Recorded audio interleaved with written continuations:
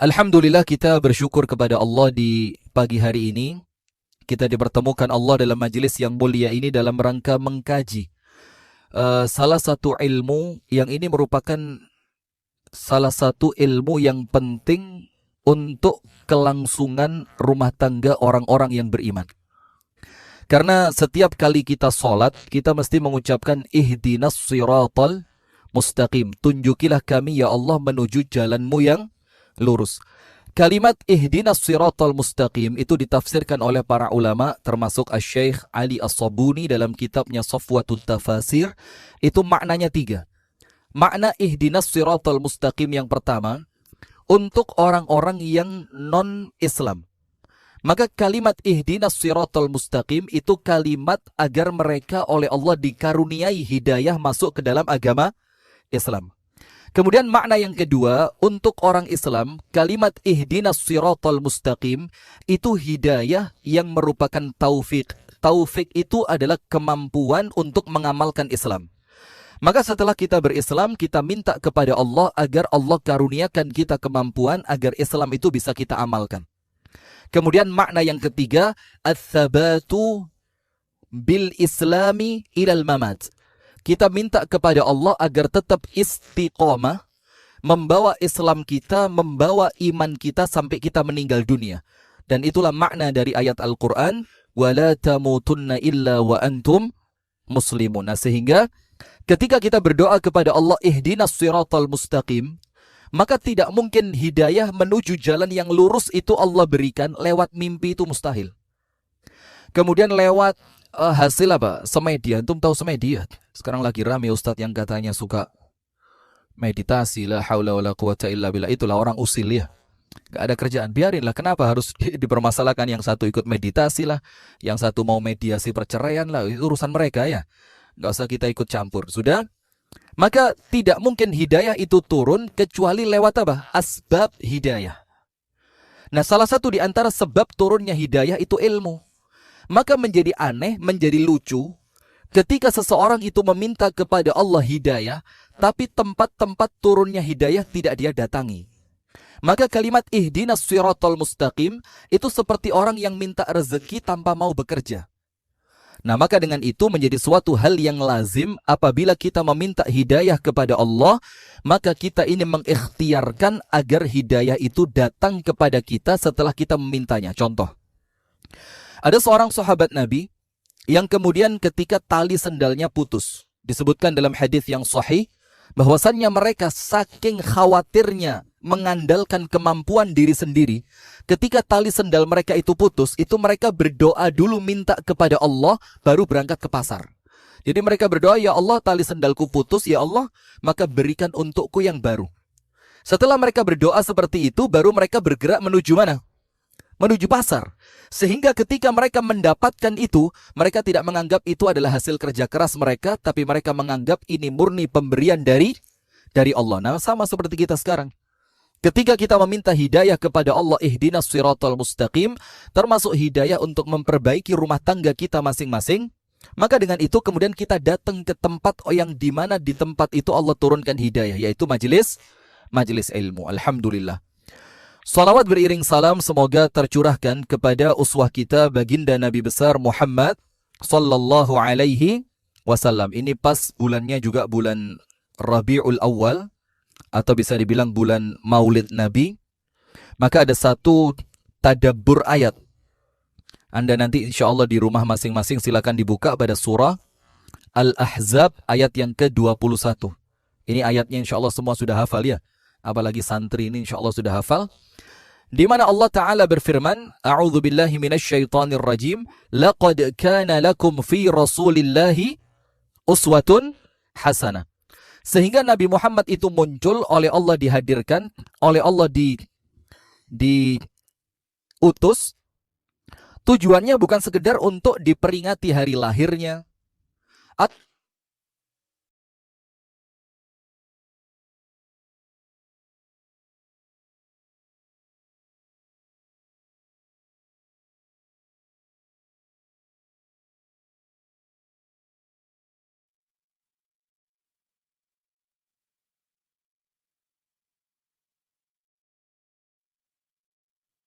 Nah, tapi ingat, tidak semua orang yang menginginkan mencontoh Nabi Muhammad oleh Allah diberi kemampuan. Tidak.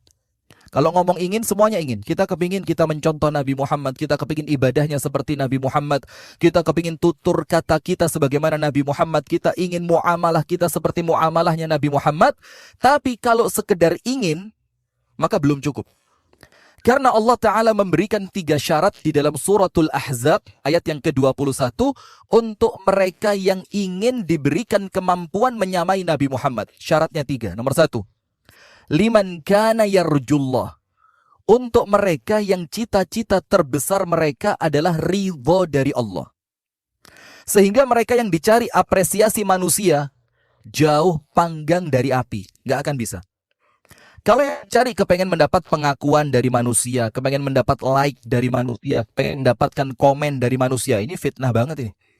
Ini zaman sekarang, ustadz itu dianggap terkenal kalau followernya banyak. Kalau kontennya rame, itu baru diundang ke musyawarah. Kalau enggak. Kenapa? Saya di musyawarah ini udah 5-6 tahun yang lalu. Dan enggak tahu, sudah kenal sama beliau, kenal sama yang lain sudah. Bahkan sebelum musyawarah ada, saya sudah ngisi di kajian yang teman-teman musyawarah datang. Ingat gak kajian Merdeka? Zamannya itu kan. Saya udah ngisi, cuma saya mengundurkan diri saja. Saya kasih biar ustadz yang lain lah. Saya mau fokus di kampung saja. Astagfirullah, mau ngomong apa kita tadi? Nah, kalau tujuannya adalah apresiasi dari manusia, maka nggak akan kepake. Dia tidak akan pernah mendapatkan kemampuan untuk mencontoh Nabi Muhammad ketika tujuannya adalah apresiasi dari manusia, pengakuan dari manusia, mendapatkan pokok sesuatu yang menjadikan dia itu mendapatkannya bukan dari Allah tapi dari manusia. Maka yang pertama ini nggak akan bisa. Maka syarat nomor 1, liman kana yarjullah. Tujuan dia, cita-cita dia adalah ridha dari siapa? Allah. Syarat yang kedua, wal yaumal akhir, adalah orang yang orientasi kehidupannya adalah kehidupan akhirat. Kalau orientasi kehidupannya dunia yang pendek, dia nggak akan cocok mencontoh Nabi Muhammad. Karena kalau orientasinya dunia, Nabi Muhammad itu tidak mengajarkan kepada kita untuk cari dunia. Oh, Nabi Muhammad rumahnya biasa. Di rumahnya tidak ada sesuatu yang bisa dimakan. Kemudian Nabi Muhammad bahkan sendalnya putus, tidak diganti tapi dijahit sendiri. Bahkan tidak jarang Nabi Muhammad menjahit pakaiannya yang robek. Maka untuk mereka yang ketika mereka itu mencarinya adalah dunia, Nabi Muhammad tidak akan menjadi contoh mereka. Karena Nabi Muhammad itu menjadi contoh untuk orang yang menjadikan akhirat sebagai orientasinya. Nanti ada di sini, di kajian kita ini. Ketika Nabi Muhammad ada masalah, ya namanya manusia biasa. Maka Nabi Muhammad itu menghibur dirinya dengan kalimat apa? Allahumma la aisha illa aishul akhirati. Ya Allah, tidak ada kehidupan yang hamba cari kecuali kehidupan akhirat. Dan kalimat itu seketika menjadikan masalah itu ringan. Karena perkara duniawi ini semuanya pasti ada batas waktunya.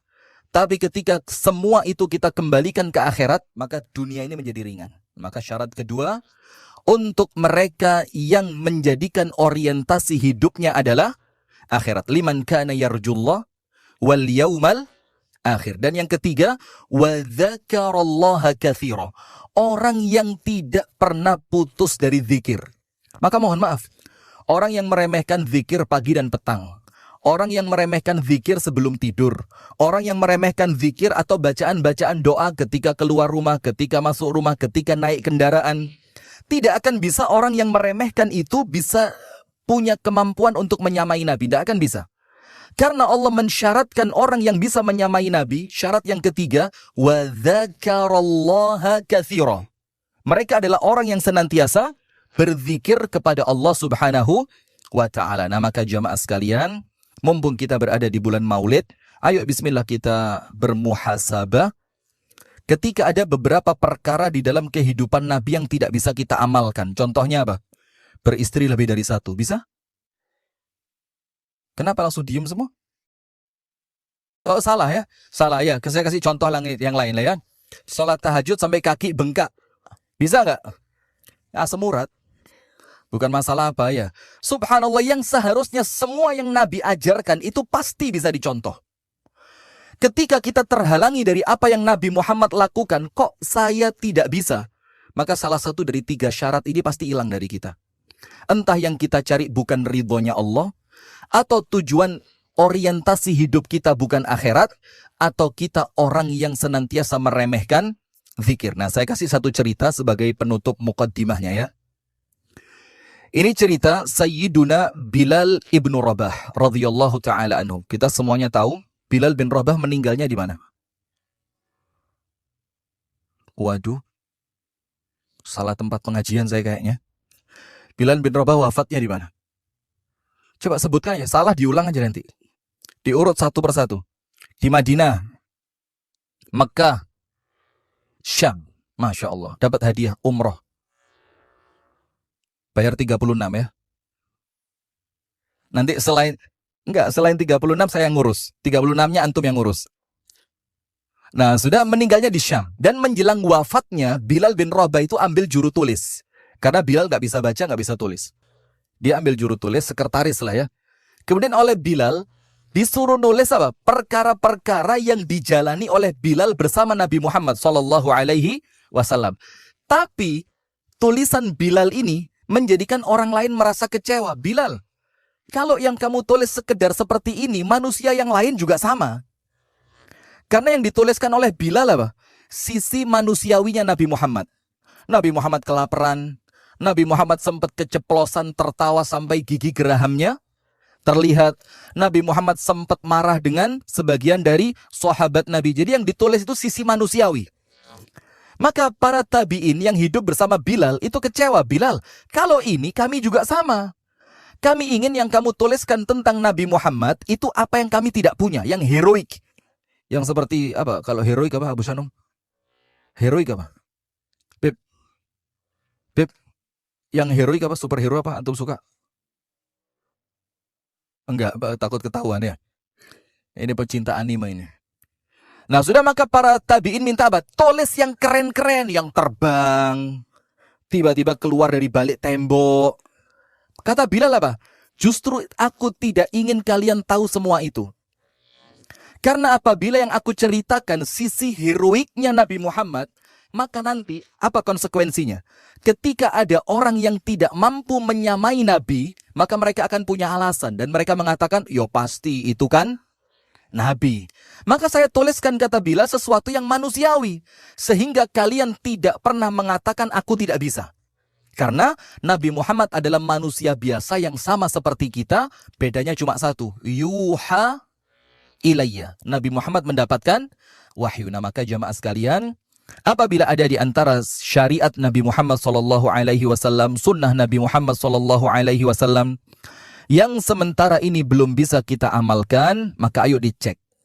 Boleh jadi 3 syarat dalam surah Al-Ahzab 21, ini dalam diri kita masih belum ada. Mencari ridhonya Allah, menjadikan akhirat sebagai orientasi kehidupan kita, dan yang terakhir, menjadi orang yang senantiasa berzikir kepada Allah Subhanahu wa ta'ala. Baik, ini saya mau pakai bahasa Inggris atau bahasa Indonesia saja? Arab? Jawa? Ini paling memudahkan ini. Paling memungkinkan ya. Nah, kita pakai bahasa Indonesia aja ya. Saya khawatir kalau saya pakai bahasa Inggris Anda tidak ngerti nanti. Malah rugi saya jauh-jauh ke sini ya. Karena saya tinggalnya di kampung Inggris. Maka bahasa Inggris saya itu bukan Inggris sekolahan. Maaf ya, kalau Inggris sekolahan, aduh, buka kampus ketahuan. Kalau kita ini Inggris yang kampungan memang. Karena tinggalnya di kampung Inggris. Sudah, baik, kita mempersingkat waktu. Kita mau berbicara di pagi hari ini 11 metode Nabi Muhammad SAW di dalam menyelesaikan problem rumah tangga. Jadi kalau dari kalimat problem rumah tangga, berarti Nabi Muhammad saja itu rumah tangganya ada apa? Ada problemnya, ada masalahnya. Namanya hidup sama perempuan kan? Di mana ceritanya orang hidup sama perempuan gak ada masalah itu di mana? Sabar. Orang kalau baperan kemungkinannya 2. Kalau nggak PMS duitnya habis. Udah, maka di mana ceritanya orang hidup sama perempuan nggak ada masalah? Nggak ada. Hidup sama perempuan pasti muncul masalah karena perempuan itu sumber Antum jangan mancing-mancing ya. Karena perempuan itu sumber bahagia. Hampir keceplosan kan? Bahaya nih, live ini bisa dipotong sama orang jadi perkara ini. Nah sudah, maka ada 11 cara di mana munculnya masalah dalam rumah tangga Nabi Muhammad itu bukan karena Nabi Muhammad manusia yang akhlaknya jelek, bukan. Bukan karena istrinya berakhlak yang buruk, juga bukan. Karena pasti orang-orang pilihan. Jangankan istrinya Nabi, sahabatnya Nabi saja, menurut Al-Imam Ibnul Qayyim Al-Jauziyah, Allah itu pilih manusia dengan hati terbaik, dikumpulkan hidup bersama Nabi. Maka semakin zaman itu mendekati kiamat, hatinya semakin jelek, semakin jelek, semakin jelek. Jadi kita ini sisa-sisa. Produk gagal bisa dibilang ya. Jadi pokok kita ini bisa sholat 5 waktu aja udah bagus itu. Alhamdulillah. Begitu Ustaz ya. Nah sudah, maka saya kasih contoh. Ada rumah tangga yang bercerai. Di zaman Nabi, suaminya baik, istrinya baik, tapi cerai. Maka saya sempat punya satu video, udah video lama. Dari ini sampai sekarang masih jadi polemik. Saya bilang di video itu, cerai itu ibadah. Bos, rame. Sampai saya pas ke Bali, ada satu ibu-ibu sengaja datang ke pengajian, bukan untuk dengerin pengajian, hanya untuk klarifikasi. Ini Ustadz yang ngomong cerai itu ibadah. Wih, Masya Allah. Dan ngomongnya pedes-pedes gimana gitu kan, perempuan kok lagi marah gitu. Sudah, akhirnya saya jelaskanlah sama ibu itu, apa cerai itu ibadah, kapan cerai itu ibadah. Kalau sudah tidak ada solusi yang lain daripada menambah dosa, menambah kezoliman, menambah keburukan, terus apa yang lain coba kalau tidak mengambil jalan perceraian. Nah sudah, ada 2 orang sahabat. Yang satu, sahabat yang termasuk 1 dari 10 yang dijamin masuk surga. Jadi 1 di antara 10 sahabat yang oleh Nabi Muhammad dijamin masuk surga. Berarti baik atau buruk? Udah jaminan mutu, pasti baik. Karena Nabi Muhammad mengatakan orang ini min ahlil jannah, penghuni surga. Istrinya adalah perempuan yang Rasul kasih julukan Dzatu an-Nitaqain, perempuan dengan 2 ikat pinggang. Siapa? Siapa? Kurang tepat dikit, diulang. Asma, bukan bintu, binti, karena ini mudhafun. Ustaz, ini bahasa Arabnya bermasalah Ustaz. Tolong Ustaz, yang kasih tanda Ustaz. Oh, baru tahun pertama. Oh ya sudah, dimaafkan. Coba antum tahun kedua. Oh, baru 2 bulan. Udah bisa jawab seperti itu. Layak jadi Ustaz. Nah, sudah begini. Asma binti Abi Bakar. Jadi kalau sudah kalimatnya bintu, itu berikutnya apa? Mudhafun ilaihi, maka dia harus pamer bahasa Arab lagi. Minum dulu biar nggak suka pamer. Waduh, kualat. Buku mahal ini. Sudahlah, bismillah. Istrinya namanya Asma, putri dari Sayyiduna Abu Bakar. Dan ini perempuan yang ngirim makanan untuk Nabi Muhammad ketika Nabi Muhammad berhenti sementara di gua Thur selama 3 malam. Ini Asma yang ngirim makanannya dalam keadaan hamil 7 bulan. Dan saya pernah sekali umroh sama ibu-ibu yang rada-rada sosialita lah, rada-rada. Yang gimana kalau pakai gamis, tasnya sama, sepatunya sama, kemudian kacamata segede wajah itu kan, Masya Allah. Udah. Ketika city tour, saya bilang ibu-ibu kita mau sampai di Jabal Thur. Tapi kita nggak perlu turun, saya bilang. Kalaupun turun, kita hanya untuk ambil gambar saja. Dan saya tidak mengizinkan ibu-ibu naik. Saya bercanda, karena siapa yang mau naik setinggi itu kan? Ini ibu-ibu yang belum pernah umroh, langsung, Ustaz, kita kan belum tentu kesini lagi Ustaz. Ini juga kesini baru pertama kali. Kenapa nggak boleh naik Ustaz? Kita kan pengen. Oke, kalau pengen boleh naik. Wah, seneng mereka. Asik ini Ustaz beneran nih. Udah mulai pakai apa namanya itu? Sunblock, kemudian tali sepatu mulai dibenerin, kacamata dibersihin, jilbab dilurusin, ya kan, pakai kaca begini. Kurang lurus kayaknya udah. Setelah turun, mereka tanya, Ustadz Jabal Thurnya yang mana? Yang itu ibu, silakan naik ibu, kita tunggu di sini ya. Oh enggak Ustadz, enggak jadi, itu perempuan. Jadi perempuan itu sebelum tahu mototnya duluan. Setuju apa enggak ini? Anda jangan takut-takut, biasa aja. Ya nggak usah takut lah. Laki-laki model apa? Sudah. Maka Asma ini menikah dengan seorang sahabat yang mulia. Namanya Az-Zubair Ibnul Awam. Ini Az-Zubair Ibnul Awam oleh Rasulullah dijamin masuk surga. Laki-laki terbaik 10 top 10 laki-laki terbaik di zaman Nabi. Az-Zubair Ibnul Awam menikah dengan Asma, dan Asma ini putrinya Abu Bakar, salah satu yang paling dicintai. Subhanallah, antum tahu akhir pernikahan mereka? Mereka bercerai. Ketika mereka bercerai, berani nggak bilang, oh ini Zubair bin Awam jelek nih, sampai punya istri, kenapa harus cerai? Atau mungkin yang lain berani mengatakan, oh ini gara-gara Asma ini bukan perempuan yang baik, sampai dia bercerai. Nggak berani. Karena keduanya sahabat yang mulia. Az-Zubair Ibnul Awam dijamin masuk surga. Asma binti Abi Bakar juga sahabiah yang paling mulia dibandingkan yang lain. Tapi ending pernikahan mereka bercerai. Kenapa? Karena mereka memahami perceraian itu adalah solusi dari masalah. Jadi setelah cerai nggak ada bongkar-bongkar aib, manggil media. Jadi begini ya, saya udah 2 tahun terakhir tidak dinafkahi, itu jadi suami saya ini. Gak ada cerita manggil media, zaman itu belum ada juga ya. Nah sudah, maka ternyata jamaah sekalian, masalah di dalam rumah tangga itu memang ada. Tujuannya apa? Untuk mendewasakan, untuk bahkan menjadikan kita mendapatkan pahala yang lebih, untuk menghapuskan dosa-dosa kita, untuk menjadikan kita orang yang semakin dekat kepada Allah, dan termasuk di dalam rumah tangganya Rasulullah Sallallahu Alaihi Wasallam. Tapi ingat, untuk Nabi Muhammad Sallallahu Alaihi Wasallam perlu diingat satu perkara. Ini poin penting untuk berbicara tentang rumah tangganya Nabi. Kalau kita berbicara rumah tangga Nabi Muhammad, satu ini gak boleh hilang. Apa itu? Rasulullah mengatakan, khairukum khairukum li ahlihi, wa ana khairukum li ahli. Orang yang paling baik di antara kalian adalah mereka yang bisa berbuat baik kepada istrinya. Dan akulah, kata Nabi Muhammad, orang yang paling baik kepada istrinya dibandingkan kalian semuanya. Nah, kenapa begitu? Sekarang kita lihat. Orang kalau baik sama teman, itu banyak niatannya. Khawatir dibilang pelit, khawatir dibilang gak asik, khawatir nanti jadi bahan omongan, khawatir nanti gak dijadikan teman lagi, khawatir nanti diboikot, macam-macam. Itu kalau baiknya sama teman. Atau sama tetangga, atau sama siapa. Tapi kalau baik itu kepada istri, itulah disebutkan oleh para ulama, inilah baik yang hakiki. Karena orang itu sama istrinya, jaim, itu paling di awal pernikahan. Coba, antum dulu berapa lama Ustaz jaim sama istri? Nggak berani buka pakaian di kamar, harus kamar mandi dulu. Berapa bulan itu? 2 hari. Wih, parah. 2 hari udah hilang. Masya Allah, 2 hari doang.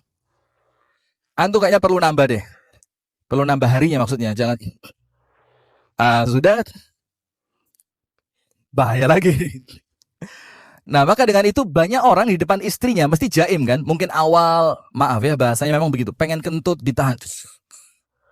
Lari dia keluar kamar, baru keluar, pang gitu, kenceng. Terus masuk lagi, abis ngapain di luar kamar? Enggak, cari angin. Bukan cari angin, buang angin. Nah itu paling bertahan sebulan, 2 bulan, 3 bulan. Kalau saya sampai 12 tahun masih jaim saya sama istri saya. Ya ini antum gak percaya kan? Ya bagus emang seperti itu. Nah sudah, maka ketika jaimnya sudah mulai hilang, ternyata dia tetap baik sama istrinya, maka baiknya bukan baik yang dibuat-buat, tapi baik yang asli. Dan ketika seseorang itu bisa baik sama istrinya, dengan orang lain pasti baik. Maka itulah Nabi Muhammad memberikan standar orang itu baik, bukan ketika dia baik kepada tetangga, kepada teman, kepada kolega, kepada bos, bawahan, atau yang lain. Tapi orang itu baik yang asli ketika kebaikan itu dia lakukan kepada istrinya. Nah maka sekarang sebaliknya berarti, jangan sok baik di depan orang lain kalau istrimu suka nangis di rumah gara-gara perbuatanmu. Setuju ibu-ibu? Tepuk tangan dong, Masya Allah. Seneng dia, nggak tahu ntar lagi dibantai ini. Udah. Karena semua masalah rumah tangganya Nabi Muhammad permasalahannya di istri.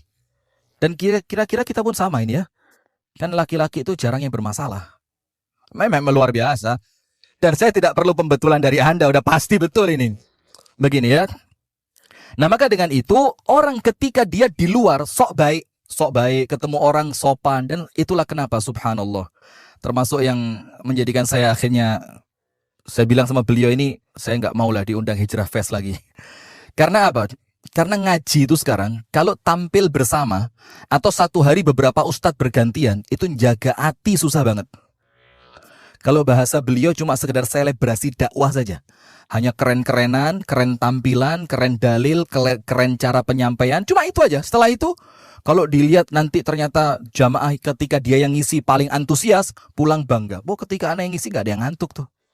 Akhirnya apa? Malah jadi nata hatinya susah. Sekarang mendingan begini aja lah. Kita ngaji sendiri-sendiri begini aja. Yang penting tujuan kita sama.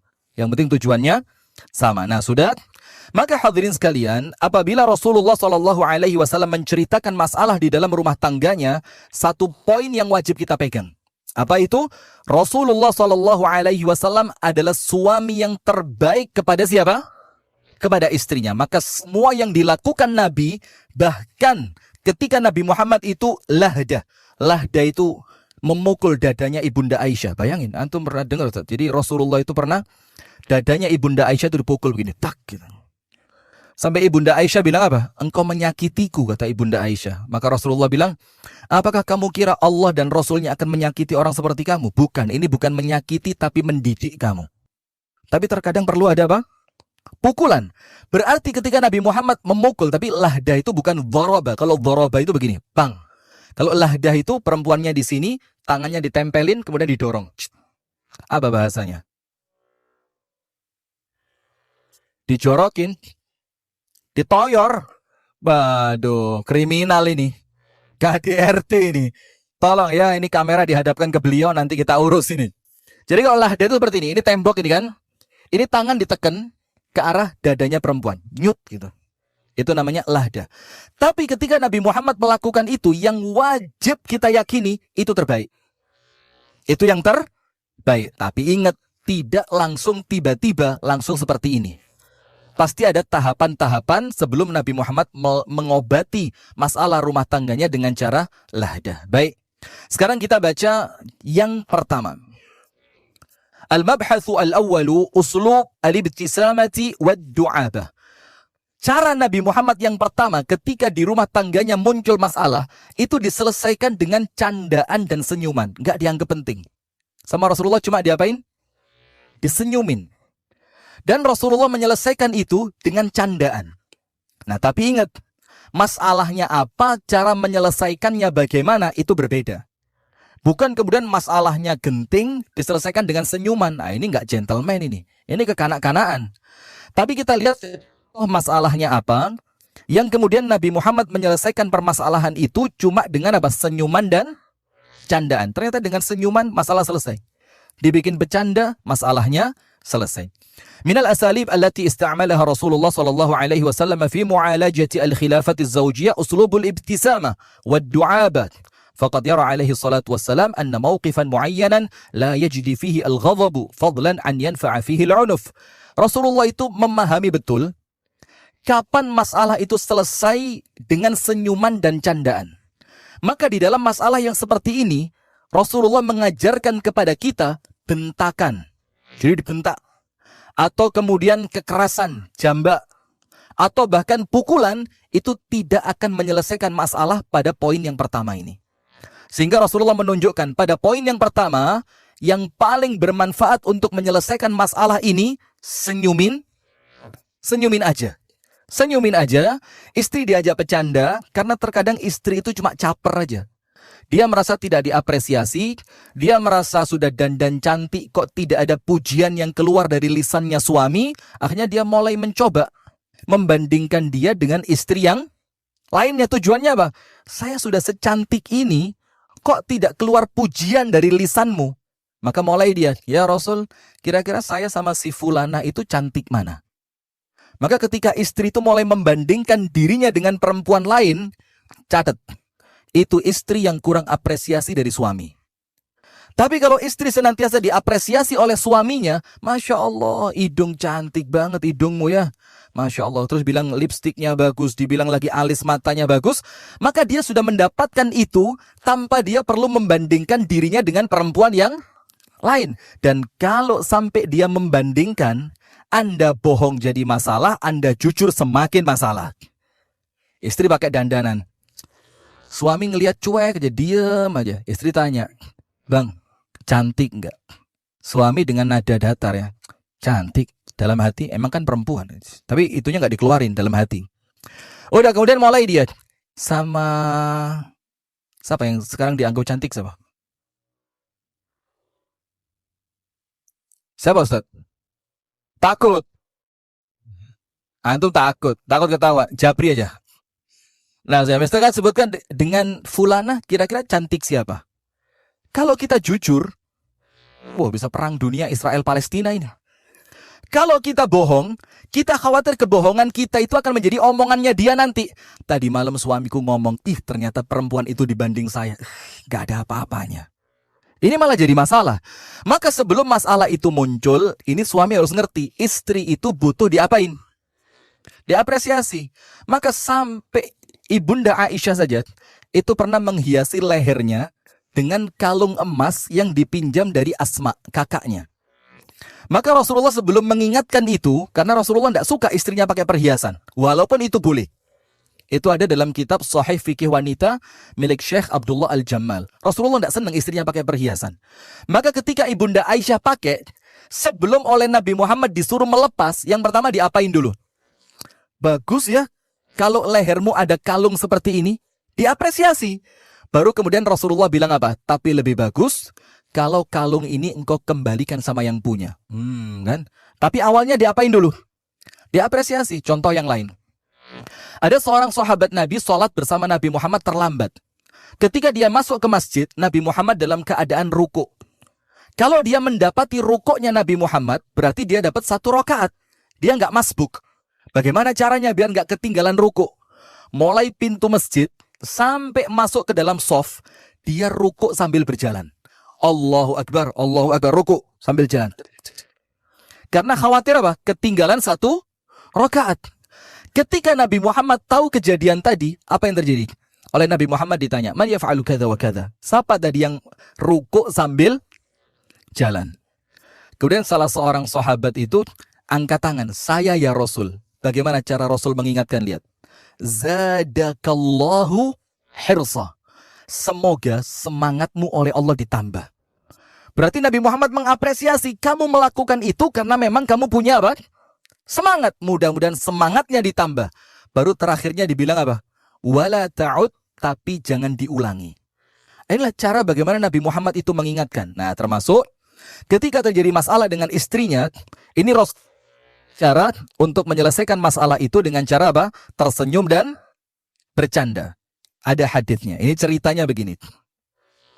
Waqad ja'at fi sunnati al-mutahharati namadhija katsira tabassumuhu sallallahu alaihi wasallam waqt al-khilaf. Banyak sekali contoh di mana Nabi Muhammad itu tersenyum ketika terjadi percekcokan dengan istrinya. Wa uqassiru hahuna ala namudhajin wahidin li bayani hadzal uslub. Dan saya ceritakan di sini 1 hadis saja untuk memberikan kepada kita contoh bahwa Nabi Muhammad menyelesaikan masalah itu dengan senyuman. Ceritanya begini. Suatu hari Aisyah radhiyallahu taala anha qalat, qala Rasulullah sallallahu alaihi wasallam, "Ya Rasulullah, ara'aita law nazalat wadiyan fihi shajarah qad ukila minha wa wajadta shajaran lam yu'kal minha ayyuhuma kunta tarta'u ba'iraka?"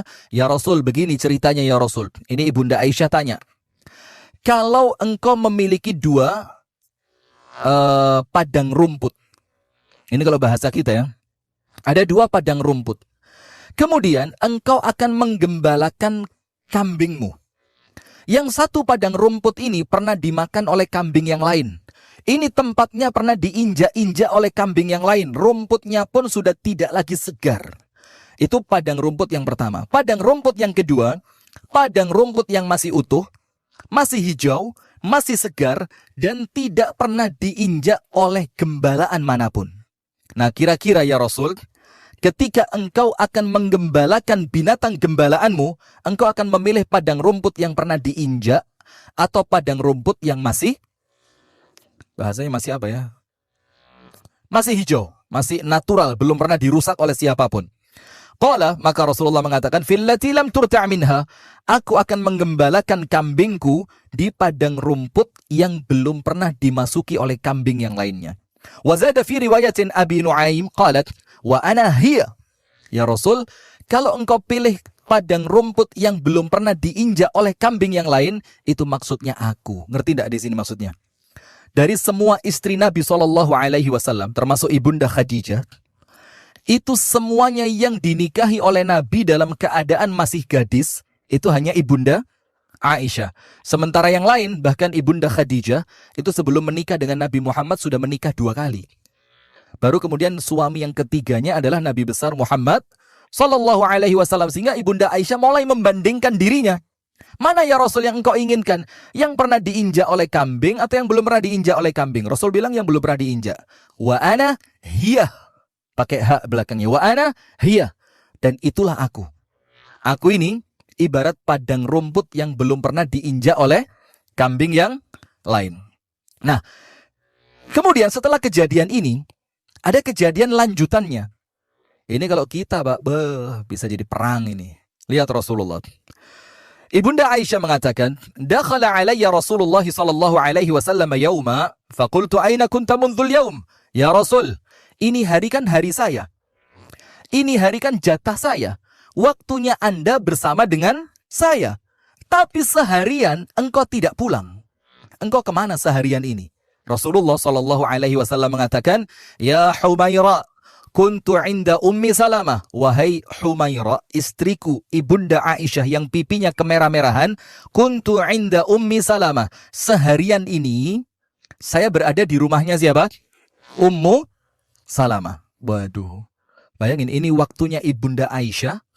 Ternyata Rasul menghabiskan harinya di rumahnya siapa? Ummu Salamah. Dan kalau ini ibu-ibu pelajari, nanti silakan pelajari.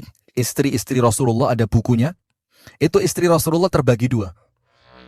Ada istri Rasulullah dalam tanda kutip ya, yang menjadi gengnya Ibunda Aisyah.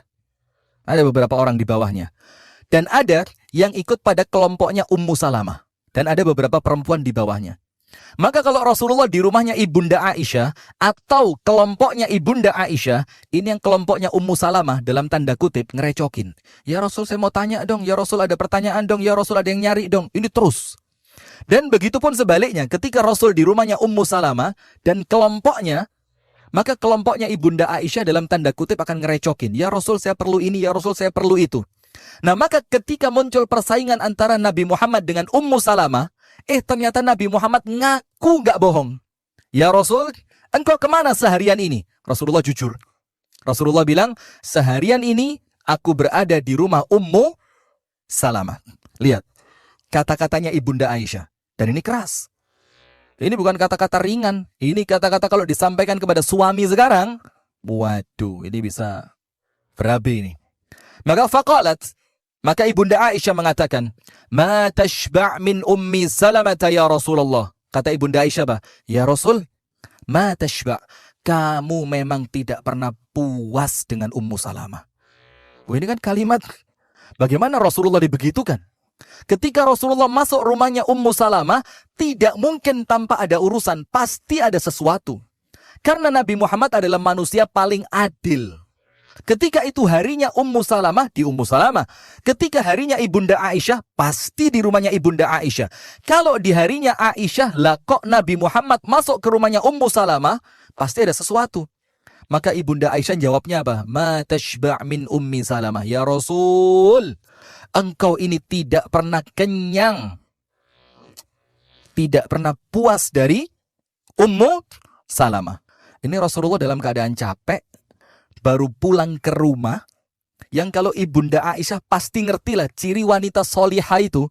Salah satunya apa? Kalau dilihat, idza nazarta ilaiha, kalau dipandang apa? Sarratka, menyenangkan. Ini Ibunda Aisyah enggak? Langsung ditanya, dari mana seharian? Dari rumahnya Ummu Salamah. Langsung, engkau tidak pernah puas dengan Ummu Salamah. Apa yang Rasul lakukan setelah itu? Fatabassama Rasulullah sallallahu alaihi wasallam. Maka Rasulullah tidak menjawab dengan sepatah kata pun, karena Rasul tahu kalau dijawab panjang ini. Karena perempuan kalau udah emosi, Anda kasih alasan apapun, itu Anda tahu kan, tetap salah suami, nggak bisa. Pokok kamu salah. Maka Rasulullah tahu itu. Apa yang Rasul lakukan? Fatabassama Rasulullah. Rasulullah cukup menghadapi itu dengan apa? Tersenyum di hadapan Ibunda Aisyah. Nah, maka ternyata cara ini, annahu Tasa'ulun masyru'un nafi'un min hirsiz zawja ala zawjiha. Pertanyaan Ibunda Aisyah ini pertanyaan yang wajar. Ketika seorang istri merasa butuh kepada suaminya, ketika seorang istri merasa khawatir akan keselamatan suaminya, ketika seorang istri merasa mencintai suaminya, maka tanya, kemana seharian? Maka Rasulullah faham itu muncul karena cintanya Aisyah. Maka Rasulullah tahu pertanyaan ini muncul bukan karena kecurigaan. Pertanyaan ini muncul bukan karena konotasi negatif seakan-akan menuduh Nabi Muhammad berada di rumah istri yang lain. Walaupun itu yang dilakukan oleh Nabi Muhammad di rumah istri yang lain. Tapi Rasulullah menghadapi itu dengan apa? Senyuman. Nah, maka kalau perkaranya perkara kecil semacam itu, selesaikan dengan apa? Senyuman.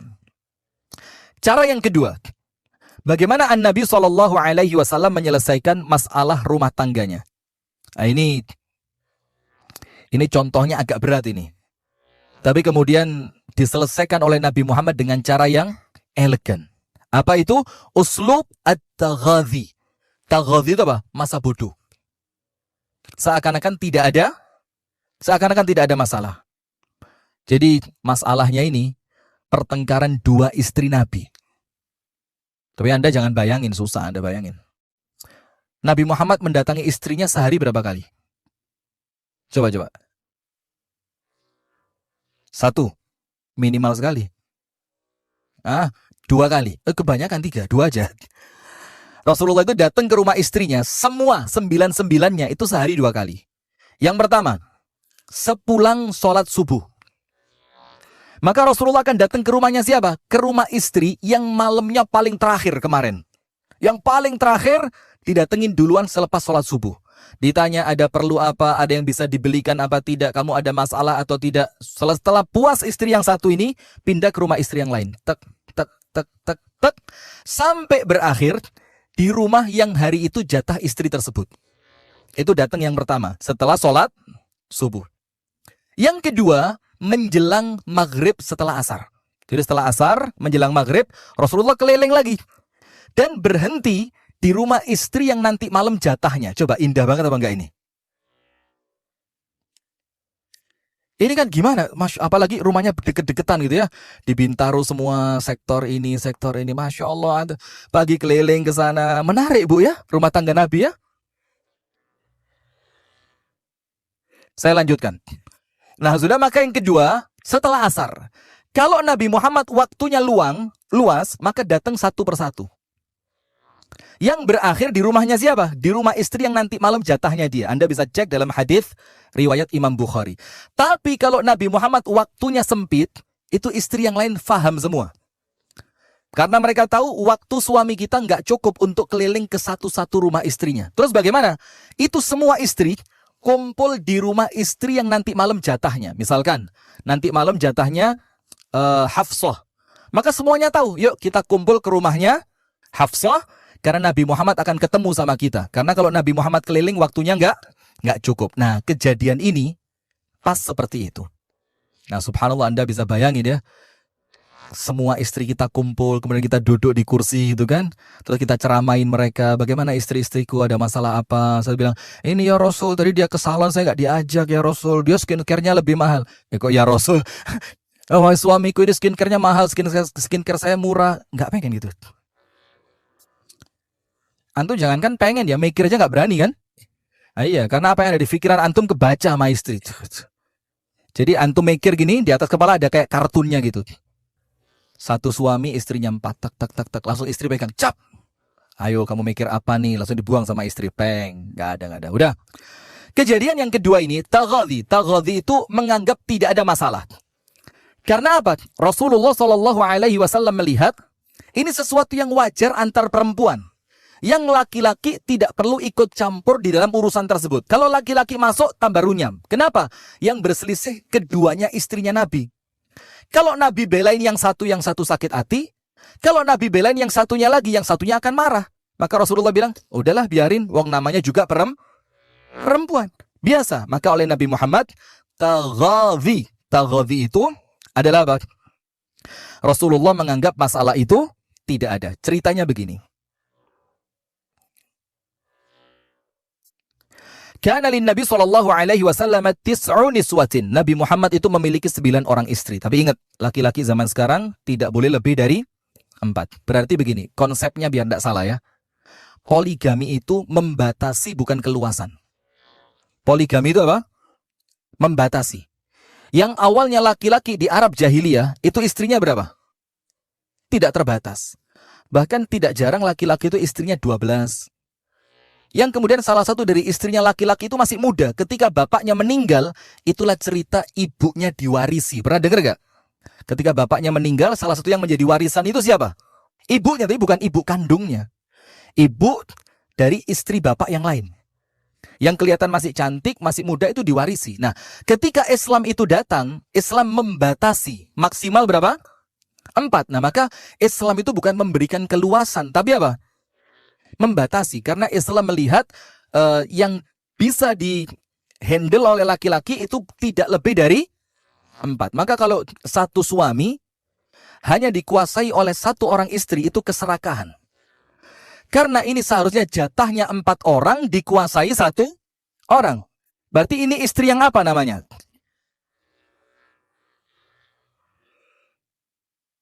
Istri yang baik namanya, Masya Allah ya.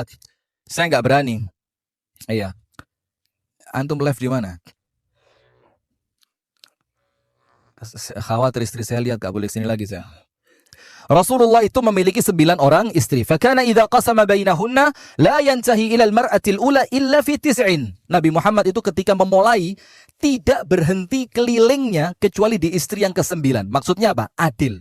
Satu didatengin, semua didatangi. Kemudian fakunna yajtami'na kulla laila fi baiti allati ya'tiha. Maka mereka itu mendatangi rumah istri menjelang maghrib. Di rumah istri yang nanti malam Nabi Muhammad akan nginep di sana. Jadi semuanya kumpul di situ.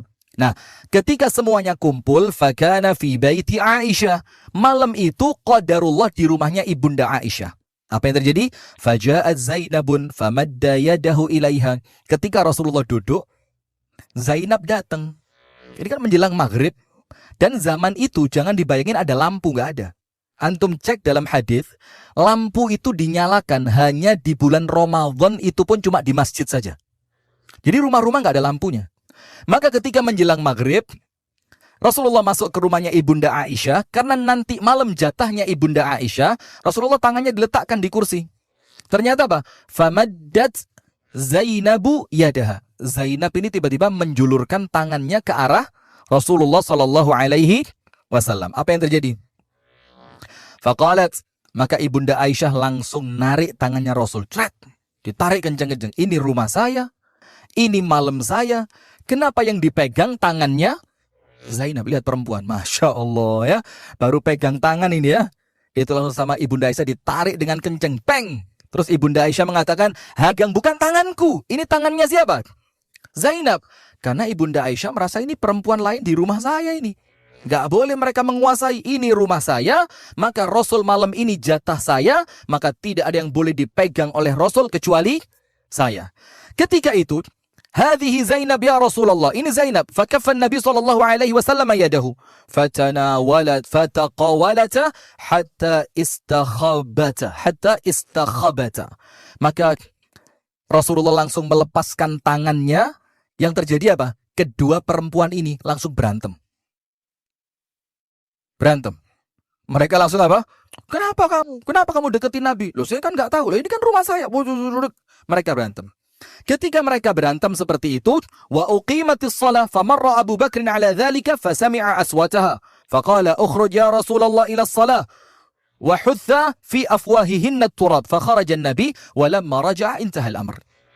Maka ketika Rasulullah sedang melihat mereka berdua berantem tadi gara-gara urusan tangan yang disentuh oleh Nabi Muhammad, itu Abu Bakar lewat. Terus Abu Bakar sampai dengar suara putrinya. Loh, ini kenapa putri saya teriak-teriak ini?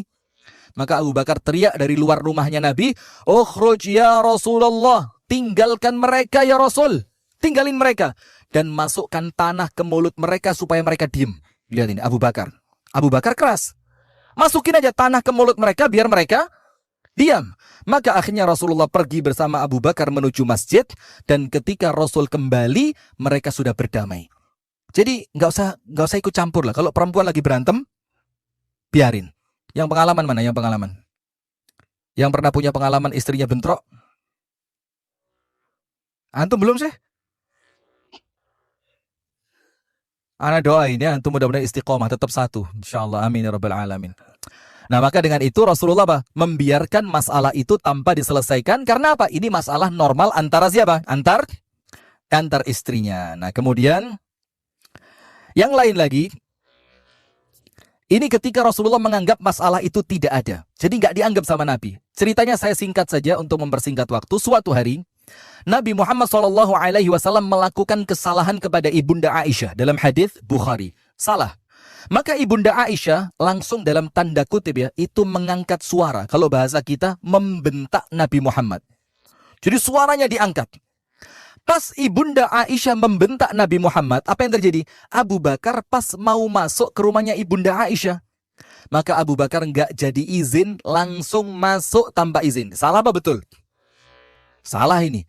Tapi bagaimana merasa ini anak saya kurang ajar kepada suaminya. Yang suami dia itu bukan cuma suaminya, tapi suami dia adalah nabinya Allah, kekasihku. Maka apa yang terjadi? Abu Bakar mendekati Ibunda Aisyah, fatanawala, mau dipukul sama Abu Bakar. Seketika itu Rasulullah pegang tangannya Abu Bakar, dipegang. Terus Rasul mengatakan, laisa li ajli hadza ji'ta huna ya Abu Bakrin. Abu Bakar, ingat, kamu datang ke rumahku bukan untuk marah sama istriku. Lihat. Ini istrinya salah, dibelain di depan mertua. Coba kalau kita, istri kita lagi marah-marah, lagi tantrum, bahasa kerennya ya. Tantrum, waduh, emas dilemparin sama dia. Dilemparin, piring dilempar, semua dilemparin, mertua datang. Terus kita bilang sama mertua apa? Ini Pak, baru sekali yang kamu lihat Pak, tiap hari kayak gini. Tiap hari. Itu kalau kita. Kalau Rasulullah tidak, ketika Abu Bakar masuk pas Ibunda Aisyah sedang marah-marah, maka oleh Nabi Muhammad dibelain. Tangannya Abu Bakar dipegang, Terus kata Rasulullah, kalau kamu datang ke rumah saya hanya untuk marah kepada istri saya, Rasulullah tidak ngomong kepada anakmu. Karena ini rumah saya, maka dia di sini sebagai siapa? Sebagai istri saya, dan kamu datang sebagai tamu, kamu tidak punya hak atas perempuan ini. Kalau kamu datang hanya untuk marah kepada istri saya, fakhruj, maka kamu keluar saja. Maka fakhraja Abu Bakrin mughdhaba. Abu Bakar keluar dalam keadaan hatinya apa? Marah. Kenapa kok anak saya ini melakukan kesalahan kepada Nabi Muhammad? Setelah Abu Bakar keluar, Rasulullah mengatakan apa? Wahai Aisyah, kaifa ra'aiti an qadtuki minar rajuli? Aisyah, selesai urusan kita? Tadi saya salah, saya ganti. Apa gantinya? Kamu saya selamatkan dari tangan bapakmu. Coba tak saya selamatin tadi, kena kamu. Maka sekarang kita anggap masalah sudah apa? Impas, selesai, kosong-kosong. Lihat ini. Jadi sama Rasulullah tidak dianggap ada udah. Istri teriak, itu biasa loh. Nabi diteriakin kok. Antum gak mau diteriakin. Antum siapa? Pernah dengar cerita Umar dimarahin istrinya? Walaupun cerita itu Syekh tidak ketemu di buku hadis. Itu di Kutubut Tis'ah, bukan Sittah. Di Kutubut Tis'ah itu tidak ketemu cerita itu. Tapi cerita ini mutanawil, tadawul bainal ulama. Ini diceritakan dari ulama. Maka sehingga seperti menjadi apa? Kayak beneran gitu loh. Jadi ada seorang laki-laki datang ke rumahnya Umar mau curhat. Kenapa? Barusan dimarahin istrinya. Kira-kira siapa laki-laki yang keren banget ya? Yang bisa saya jadikan tempat untuk curhat ketika saya dimarahin oleh istri saya. Kepikiran, setan aja takut. Masa istri gak takut? Umar. Datanglah ke rumah Umar. Setelah datang ke rumah Umar, diketok pintunya, tok. Pas istrinya Umar teriak, katanya, lu sama? Wah, percuma, salah tempat curhat saya. Pergi tuh laki-laki. Ketika dia pergi sama Umar, pintu dibuka. Sama Umar tanya, ayah rajul, limadha ji'ta huna? Laki-laki, kenapa kamu datang ke sini dan sekarang pergi? Dibilang, gini Umar, pelan-pelan. Tadi saya datang ke sini, dimarahin saya sama istri. Saya pengen curhat sama kamu, ternyata sama. Apa kata Umar? Laki-laki, saya kasih 4 perkara buat kamu. Nomor 1, kita harus sabar kepada dia karena dia yang melahirkan anak-anak kita. Kita harus sabar kepada dia karena dia yang merawat anak kita. Kita harus sabar kepada dia karena dia yang merapikan rumah kita dan memasakkan masakan kita. Maka kalau dia teriak, biarinlah, wajar. Nah, walaupun cerita ini di hadis gak ketemu, cuma ini kan cerita yang memang untuk kita jadi pelajaran, lihat. Karena istri itu keluar dari rumah orang tuanya, datang ke rumah kita, itu dengan harapan besar bakal disenengin, dimuliakan, dicintai, dihargai, dihormati. Kalau ternyata dia masuk ke rumah kita dibentak, disakiti, dikhianati, wah kita zalim luar biasa kan? Nah sudah, maka Rasulullah Shallallahu Alaihi Wasallam apa? Melakukan masalah ini, menyelesaikannya dengan cara apa? Dengan cara seakan-akan masalah itu tidak ada. Tidak lama setelah itu Abu Bakar lewat lagi. Setelah tadi Abu Bakar lewat dalam keadaan marah, Abu Bakar lewat lagi. Ternyata apa? Rasulullah dan Ibunda Aisyah sedang ketawa-ketawa. Maka Abu Bakar ketok pintu. Kalian masukkan saya ketika kalian bermasalah, maka sekarang masukkan saya ketika kalian ketawa-ketawa. Masa saya dimasukin ketika ada masalah? Tok. Nah, maka akhirnya Abu Bakar oleh Rasulullah diizinkan masuk dan masalahnya selesai. Lihat. Cara kedua apa? Dianggap gak ada masalah. Ya mungkin sesekali tinggalinlah keluar sebentar. Masih ada yang suka ngerokok? Ambillah rokok 10 batang gitu, nyalain bareng. Insya Allah selesai itu masalah ya. Itu yang kedua. Yang nomor satu, dengan cara tersenyum dan bercanda. Yang kedua, taghadhi. Taghadhi itu dianggap masalahnya tidak ada. Masa bodoh lah, ini urusan perempuan. Memang perempuan lagi mungkin PMS, mungkin lagi gak enak hati. Kan perempuan itu kan ibarat cuaca yang senantiasa gak jelas lah ya. Pagi hari kita keluar rumah tersenyum ceria, kita pulang wajahnya udah kayak singa. Masya Allah, ada masalah apa ini perempuan? Cara ketiga, uslubul hiwar wal iqna'. Cara yang ketiga, mulai sedikit serius. Hiwar. Hiwar itu apa? Diajak diskusi. Diajak apa? Diskusi. Tapi ingat, tidak semua perempuan siap dengan diskusi. Tidak semuanya. Maka tidak semua istri Nabi diajak diskusi. Kecuali beberapa orang istri yang memang secara akal mereka pantas diajak berdiskusi. Contoh. Anda tahu ketika Rasulullah itu niat berangkat haji atau umroh, kemudian ditolak oleh orang kafir Quraisy di daerah Hudaybiyah. Sampai muncul perjanjian apa? Hudaybiyah. Itu kan Nabi Muhammad perintahkan kepada para sahabat, disuruh apa? Ya sudahlah, kita nggak jadi haji tahun ini. Silahkan rambutnya dicukur, tahallul, dianggap hajinya selesai. Dan binatang hadiyu kalian silahkan disembelih. Satu pun sahabat Nabi nggak ada yang melakukannya. Semuanya nggak mau. Bayangin, ini perintahnya Nabi oleh para sahabat tidak dihiraukan sama sekali. Maka Nabi Muhammad masuk ke tendanya Ummu Salamah. Ummu Salamah dewasa, cerdas. Maka Rasulullah bilang, Ummu Salamah, qaumuki, itu loh kaum kamu. Maka pantas Pak. Anak itu kalau lagi ngeselin, anaknya ibu. Kalau lagi membanggakan, anaknya bapak, luar biasa. Nabi Muhammad begitu. Ketika ini kaumnya ngeselin, dibilang apa? Kaumnya kamu, Ummu Salamah ini kaum kamu ini. Maka kita ini kalau anak lagi ngeselin dibilang anaknya emak, ya ini semi-semi mencontoh Nabi juga ini. Ada sisi sunnahnya di sini ya. Tapi kalau pas juara 1, hafid Al-Quran, menang lomba pidato, bahasa Arabnya keren, anaknya Abi, Masya Allah. Uminya di dalam juga gini doang. Anaknya Abi kalau pas pinter ya, kalau pas susah anaknya emak. Nah sudah, maka Rasulullah masuk ke tendanya Ummu Salamah. Rasulullah bilang apa? Qaumuki, itu loh kaum kamu itu. Mereka tidak mau menuruti perintahku. Apa kata Ummu Salamah? Idza sami'ta qawli, ya Rasul, apabila engkau mau mendengarkan nasihatku. Kata Rasulullah, hatin nasihat. Ayo, apa nasihatnya? Gini ya Rasul, mereka itu tidak mendengarkan ucapanmu, tapi mereka mengikuti perbuatanmu. Bagaimana maksudnya? Keluarlah engkau, cukurlah rambutmu, potonglah sembelianmu. Maka mereka akan melakukannya. Betul, oleh Rasulullah diikuti. Rasulullah keluar, panggil tukang cukur, dipotong rambutnya. Langsung para sahabat Nabi semuanya berebut pisau cukur sampai seakan-akan dalam hadisnya mereka itu kayak mau perang. Setelah itu Nabi Muhammad menyembelih binatang kurbannya dan semuanya langsung ikut menyembelih binatang kurban mereka. Nah, di sini ada pelajaran. Nurut sama istri itu selamat. Dengerin itu. Nurut sama istri apa? Nah, itu hikmahnya di situ. Maka istri-istri sering-seringlah kasih masukan ke suami ya. Bilang jangan macam-macam kamu. Kalau kita nurut, insya Allah selamat. Itu Nabi Muhammad nurut sama Ummu Salamah, beres urusan. Yang ketiga, yaitu cara berdiskusi. Rasulullah berdiskusi dan meyakinkan supaya apa? Supaya istri itu tidak merasa terzalimi. Ceritanya begini.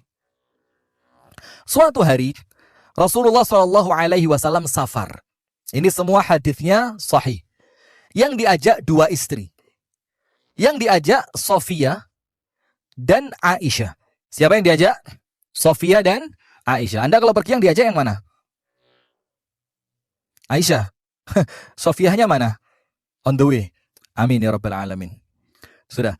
Untanya Sofia itu untanya kecil, bawaannya banyak. Jadi untanya kecil, sementara barangnya berat. Sementara ibunda Aisyah, untanya besar dan kuat, bawaannya kecil, bawaannya sedikit. Akhirnya untanya Sofia ini lambat jalannya, teng teng teng teng, yang menjadikan rombongan itu tidak bisa berjalan dengan cepat. Maka Rasulullah menghentikan rombongan. Sofia dipanggil, Aisyah dipanggil. Rasulullah perintahkan sahabat, wahai para sahabat, pindahkan barangnya Sofia ke untanya Aisyah. Langsung ibunda Aisyah. Sofia, Sofia. Mentang-mentang Sofia. Ya itu kalau bahasa kita kan. Akhirnya ibunda Aisyah dalam tanda kutip ngambek. Kenapa harus barangnya Sofia aku yang bawa? Kenapa untaku harus dibikin tersiksa dengan barang-barangnya Sofia? Ya mungkin skincare-nya lebih banyak, ya mungkin dia bawa baju lebih banyak sehingga kopernya itu berat. Maka ibunda Aisyah ngambek, nggak mau lanjut ikut. Nggak, saya nggak mau ikut, saya mau pulang aja. Nah, perempuan banget kan? Saya nggak mau ikut, saya mau apa? Pulang. Subhanallah. Oleh Nabi Muhammad dipanggil ibunda Aisyah, dijauhkan dari Sofia. Kemudian Nabi Muhammad mengajak berdiskusi. Aisyah, untamu kuat. Untamu besar. Untamu masih muda. Barangmu ringan. Sementara lihat untanya Sofia. Untanya kecil. Sudah tua. Dan unta itu lemah. Sementara bawaan Sofia banyak.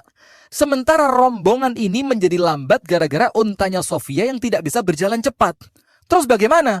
Apakah kita harus terlambat sampai tujuan kita? Tentu tidak, kata Nabi. Maka dengan itu Aisyah, aku letakkan barangnya Sofia di untamu. Tujuannya apa? Supaya kita bisa berjalan cepat bersama-sama. Setelah dijelaskan, ibunda Aisyah bilang apa? Ya sudah kalau gitu, saya ikut lagi. Nah maka kadang-kadang perempuan itu yang main bukan ininya. Tapi apanya? Ininya. Maaf, astagfirullahaladzim. Tapi apa? Perasaan. Jadi dia nggak main nih. Pokok, itu kan mobil saya. Kenapa diisi barangnya? Tapi antum bayangin ini susah sih ya. Tapi minimal cara menyelesaikannya itu dengan cara apa? Diajak berdiskusi. Contoh yang lain. Ini Sofia. Sofia itu istrinya Nabi dari kalangan Yahudi. Dan Sofia ini, mohon maaf ya, perawakannya itu nggak tinggi. Saya mau ngomong pendek kok kayak nggak pantas. Jadi perawakannya nggak tinggi. Bapaknya seorang Yahudi dan keluarga besarnya adalah Yahudi. Maka sering diejek oleh istri-istri Nabi yang lain. Termasuk Hafsah. Hafsah itu salah satu yang lisannya paling berani. Dibilang apa? Ya benatal Yahud. Anaknya orang Yahudi. Nangis Sofia. Rasulullah datang, ada apa Sofia nangis? Itu istrimu yang satu itu, yang mana? Memang susah, Anda bayanginnya susah ya, Anda dengerin aja ya. Yang mana? Yang itu, oh Hafsah, iya. Apa dia bilang? Dia bilang aku ini anaknya orang Yahudi. Sama Rasulullah ditenangkan. Gini Sofia, duduk dulu. Memang kamu anaknya orang Yahudi, mau diapain lagi? Mau ganti bapak? Kan ya nggak mungkin mau ganti binti kan. Memang kamu anaknya Yahudi. Tapi tidakkah cukup bagimu bahwa kamu ini istrinya Nabi? Jadi lupain Yahudinya. Toh bapakmu juga sudah meninggal dunia. Ini ketika perang sama Nabi Muhammad. Tapi sekarang kemuliaanmu adalah ketika engkau itu istri seorang Nabi. Jadi diajak diskusi. Tenang istri. Contoh. Tapi nggak di sini lah. Ini bahaya ini. Udah nanti lah yang. Kemudian yang lain lagi. Sofia lagi. Sofia itu pernah ngambek sama Nabi Muhammad. Karena awalnya Sofia itu bukan istri. Sofia itu rampasan perang. Ketika Nabi Muhammad perang dengan orang-orang Yahudi. Maka ayahnya Sofia terbunuh, kakak laki-lakinya Sofia terbunuh. Dan di malam hari itu Sofia dilihat oleh para sahabat ini anaknya pemuka. Maka berikan untuk siapa? Nabi Muhammad. Ketika Nabi Muhammad mendatangi Sofia, Sofia itu buang muka. Radhiyallahu ta'ala anha. Buang muka. Dibilang apa? Qatalta abi wa qatalta akhi thumma tatazawwajuni. Kamu bunuh bapak saya. Kamu bunuh kakak laki-laki saya, terus sekarang kamu mau nikahin saya. Kamu anggap apa saya ini? Perempuan kan? Kamu bunuh bapak saya, Kamu bunuh kakak laki-laki. Maksudnya kamu itu ya bukan Nabi Muhammad, tapi apa? Pasukannya Nabi Muhammad setelah perang tadi. Terus malam ini kamu mau nikahin saya. Oh, di mana perasaan kamu? Dijelasinlah sama Nabi Muhammad. Sofia, dengerin. Karena bapaknya Sofia ini memang laki-laki provokatornya Yahudi. Yang tidak satu atau dua kali, bahkan berulang kali menjadi otak dari rencana pembunuhan Nabi Muhammad. Maka sama Nabi Muhammad dijelaskan, Sofia, bapakmu melakukan ini dan ini di tempat ini di waktu ini. Dijelasin lagi, ayahmu melakukan ini dan itu di tempat ini dan itu untukku. Ayahmu melakukan, ayahmu menyuruh orang membunuhku. Ayahmu mengirimkan orang untuk meracuni makananku. Dijelaskan. Sehingga Sofia mulai merasa, kata Sofia, maka aku mulai merasa tenang karena ternyata orang ini yaitu Nabi Muhammad membunuh ayahku, memang aku sadari memang ayahku pantas untuk dapat itu. Terus dijelaskan lagi kakakmu. Kenapa aku bunuh kakakmu? Dijelaskan kakakmu ini panglima perangnya. Kakakmu ini yang melemparkan tombaknya. Kakakmu ini yang mengarahkan pasukan untuk mencari posisiku sedang berada di mana. Dan kalau sampai dia sukses, aku mati, kata Rasulullah. Maka pantas kalau kakakmu dibunuh. Maka Sofia bilang, oh ya sudah, kalau memang itu alasannya, memang mereka dalam posisi perang dan pantas untuk dibunuh. Jadi diajak diskusi. Maka termasuk istri yang ketika menganggap uang belanjanya kurang, ajak diskusi aja. Loh ini jangan ketawa, serius ini. Istri mana yang gak kurang? Coba angkat tangan, Bu. Yang merasa uang belanja gak kurang, angkat tangan. Yang mana? Gak kurang? Mana suaminya? Saya pengen briefing suaminya ini. Kalau udah gak kurang berarti sisanya bisa buat itu.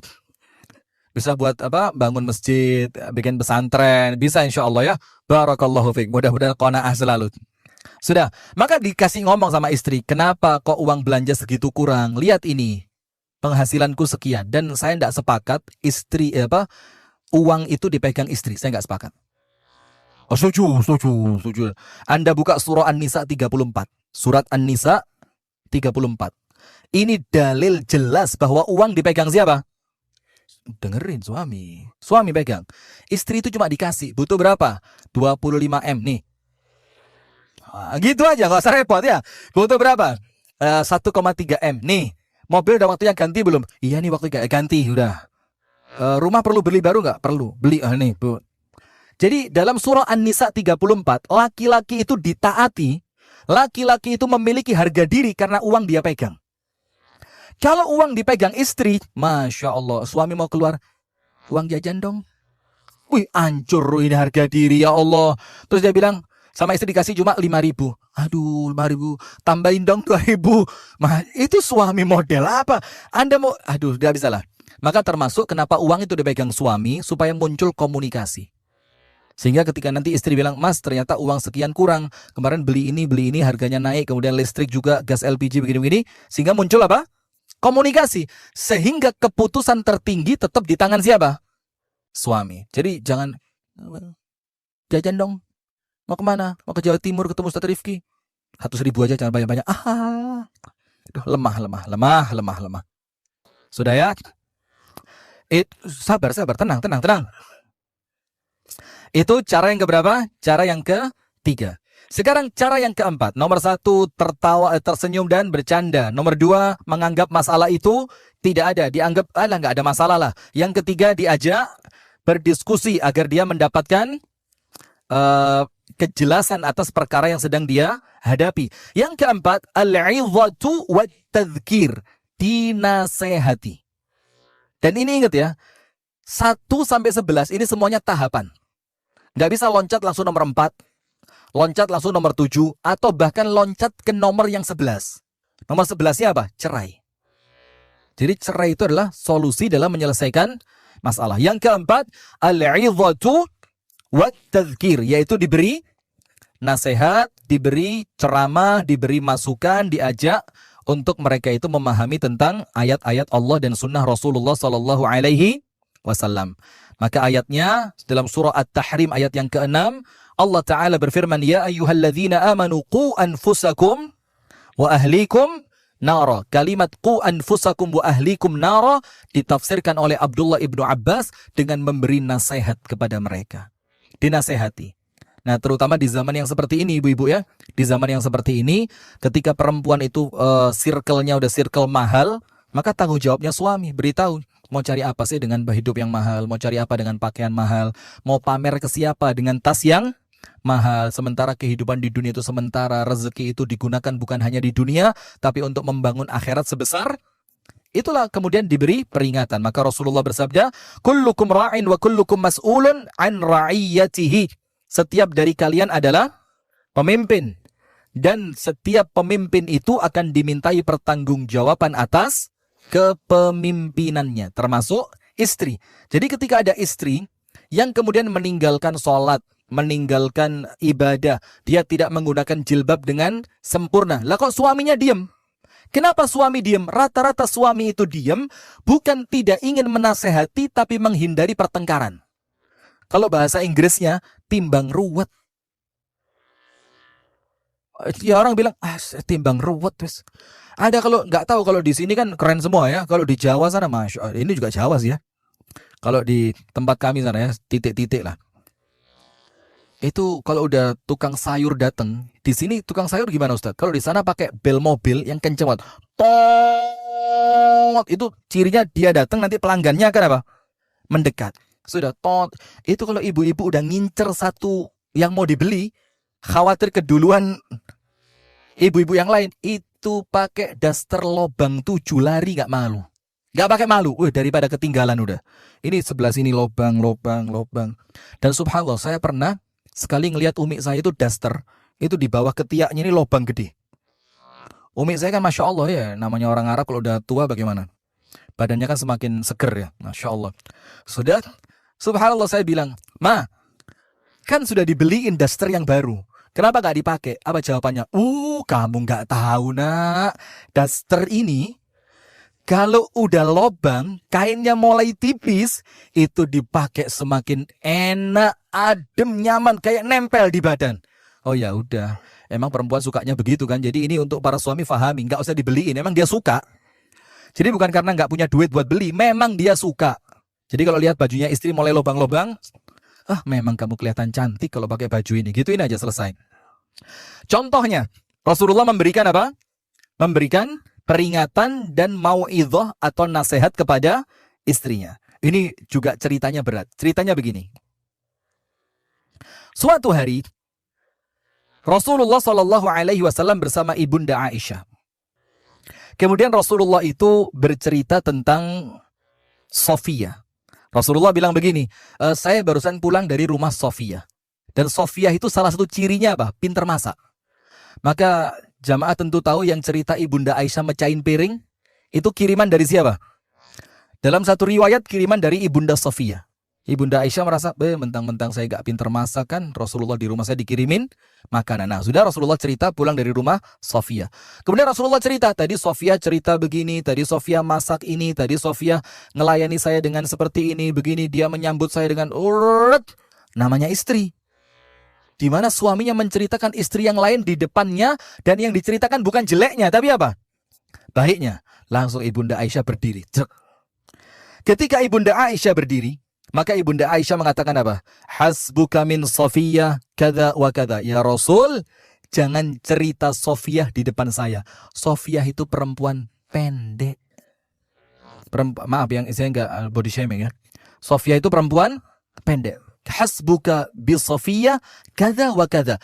Cukuplah Sofiyah itu begini dan begitu. Dalam hadisnya enggak disebut pendek.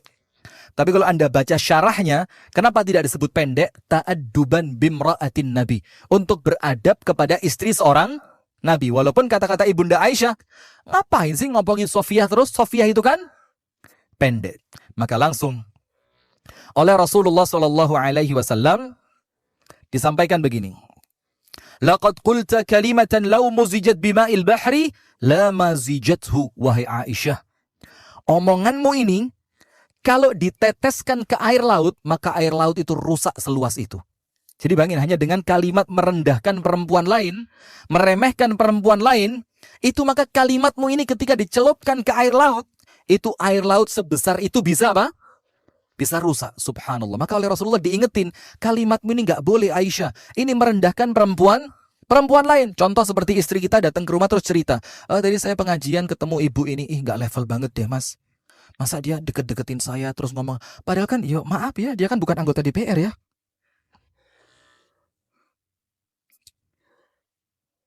Dia kan bukan artis ya. Kok deket-deketin? Saya takut rabies. Nah, maka itu seorang suami nggak boleh diam, nggak boleh malah, masa dia, iya mas, nggak tahu malu perempuan itu, wah malah parah ini. Seharusnya apa diingetin, inna akramakum indallahi atqakum. Istriku, jangan sampai meremehkan orang lain karena fisiknya, karena duniawinya, karena keadaan ekonominya. Kenapa? Karena orang mulia di sisi Allah adalah mereka yang paling bertakwa. Itu mengingatkan istri.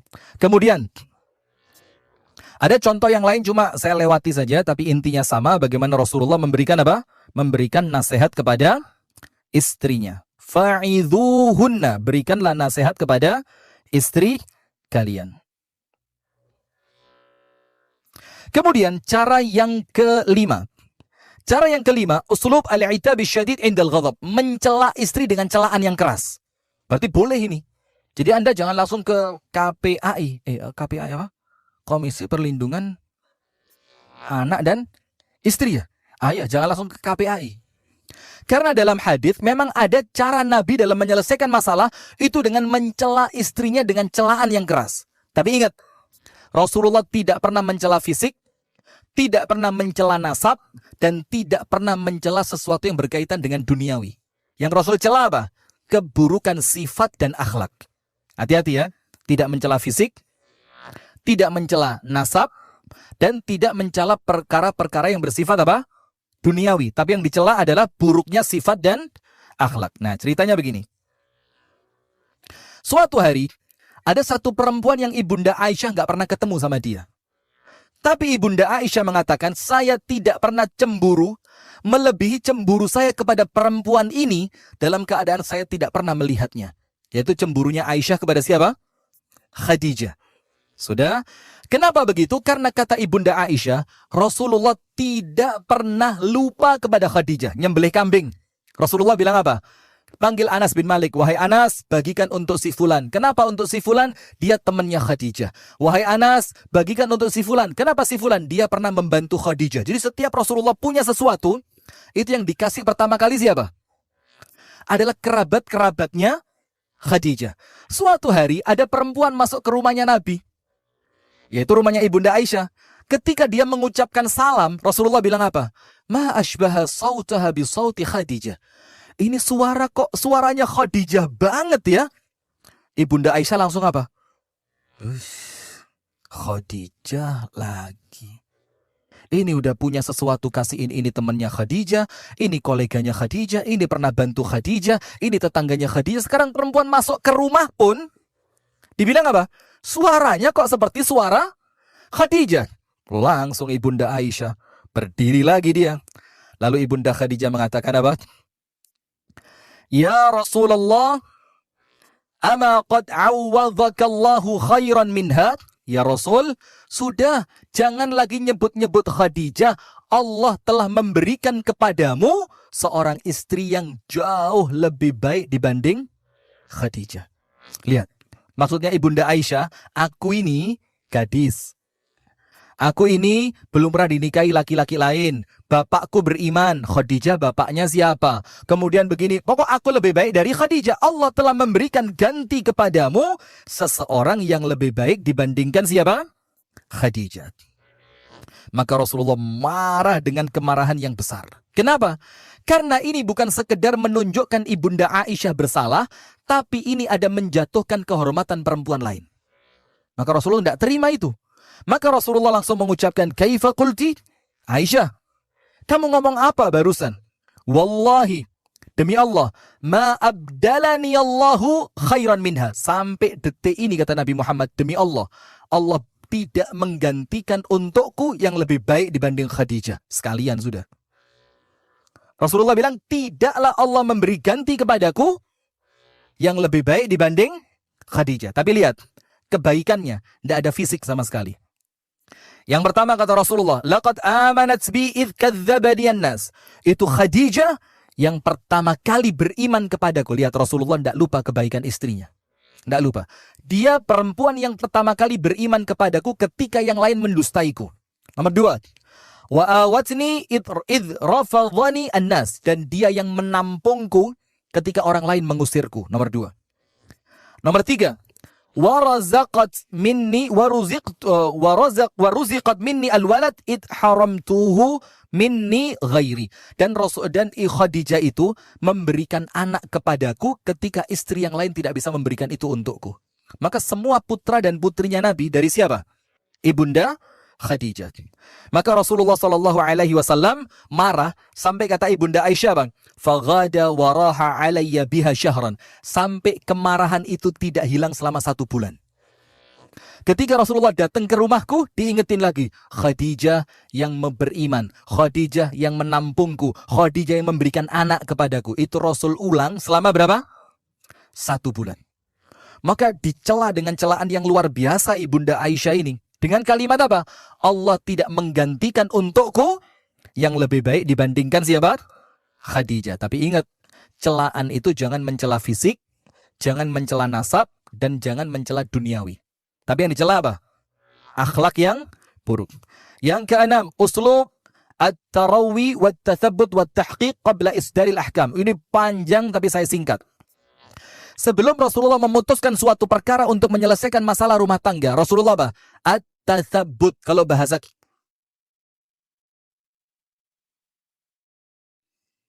habis.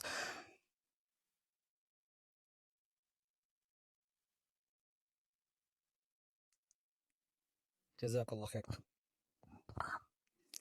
Kalau bahasa kita, menyelesaikan masalah yang keenam dengan cara apa? Nama kita ini biasa kita sebut dengan kalimat tabayyun. Apa?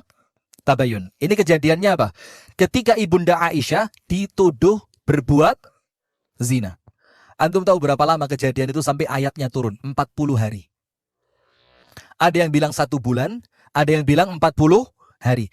Tidak ada kejelasan tentang nasib Ibunda Aisyah. Dibilang Ibunda Aisyah ini berzina. Dengan siapa? Safwan bin Mu'attal. Dan ternyata salah seorang provokator fitnah itu seorang laki-laki keponakannya Sayyiduna Abu Bakar. Berarti sama Ibunda Aisyah apa? Sepupu, misanan, sepupuan. Itu yang menjadi penyebar beritanya, namanya Mistah. Sudah, Ibunda Aisyah ceritanya begini. Ketika Ibunda Aisyah bersama rombongannya Nabi Muhammad itu dalam pulang dari suatu peperangan. Ternyata Ibunda Aisyah itu kan orangnya kecil. Maka unta yang dinaiki oleh Ibunda Aisyah, ada orangnya atau tidak ada orangnya, sama. Maka ditarik oleh yang bagian narik tadi. Dikira sama yang narik, itu Ibunda Aisyah ada di dalam unta. Ternyata Ibunda Aisyah sedang membuang hajat. Ketika Ibunda Aisyah selesai dari buang hajat, ternyata rombongan sudah hilang. Ibunda Aisyah mikir apa? Udahlah.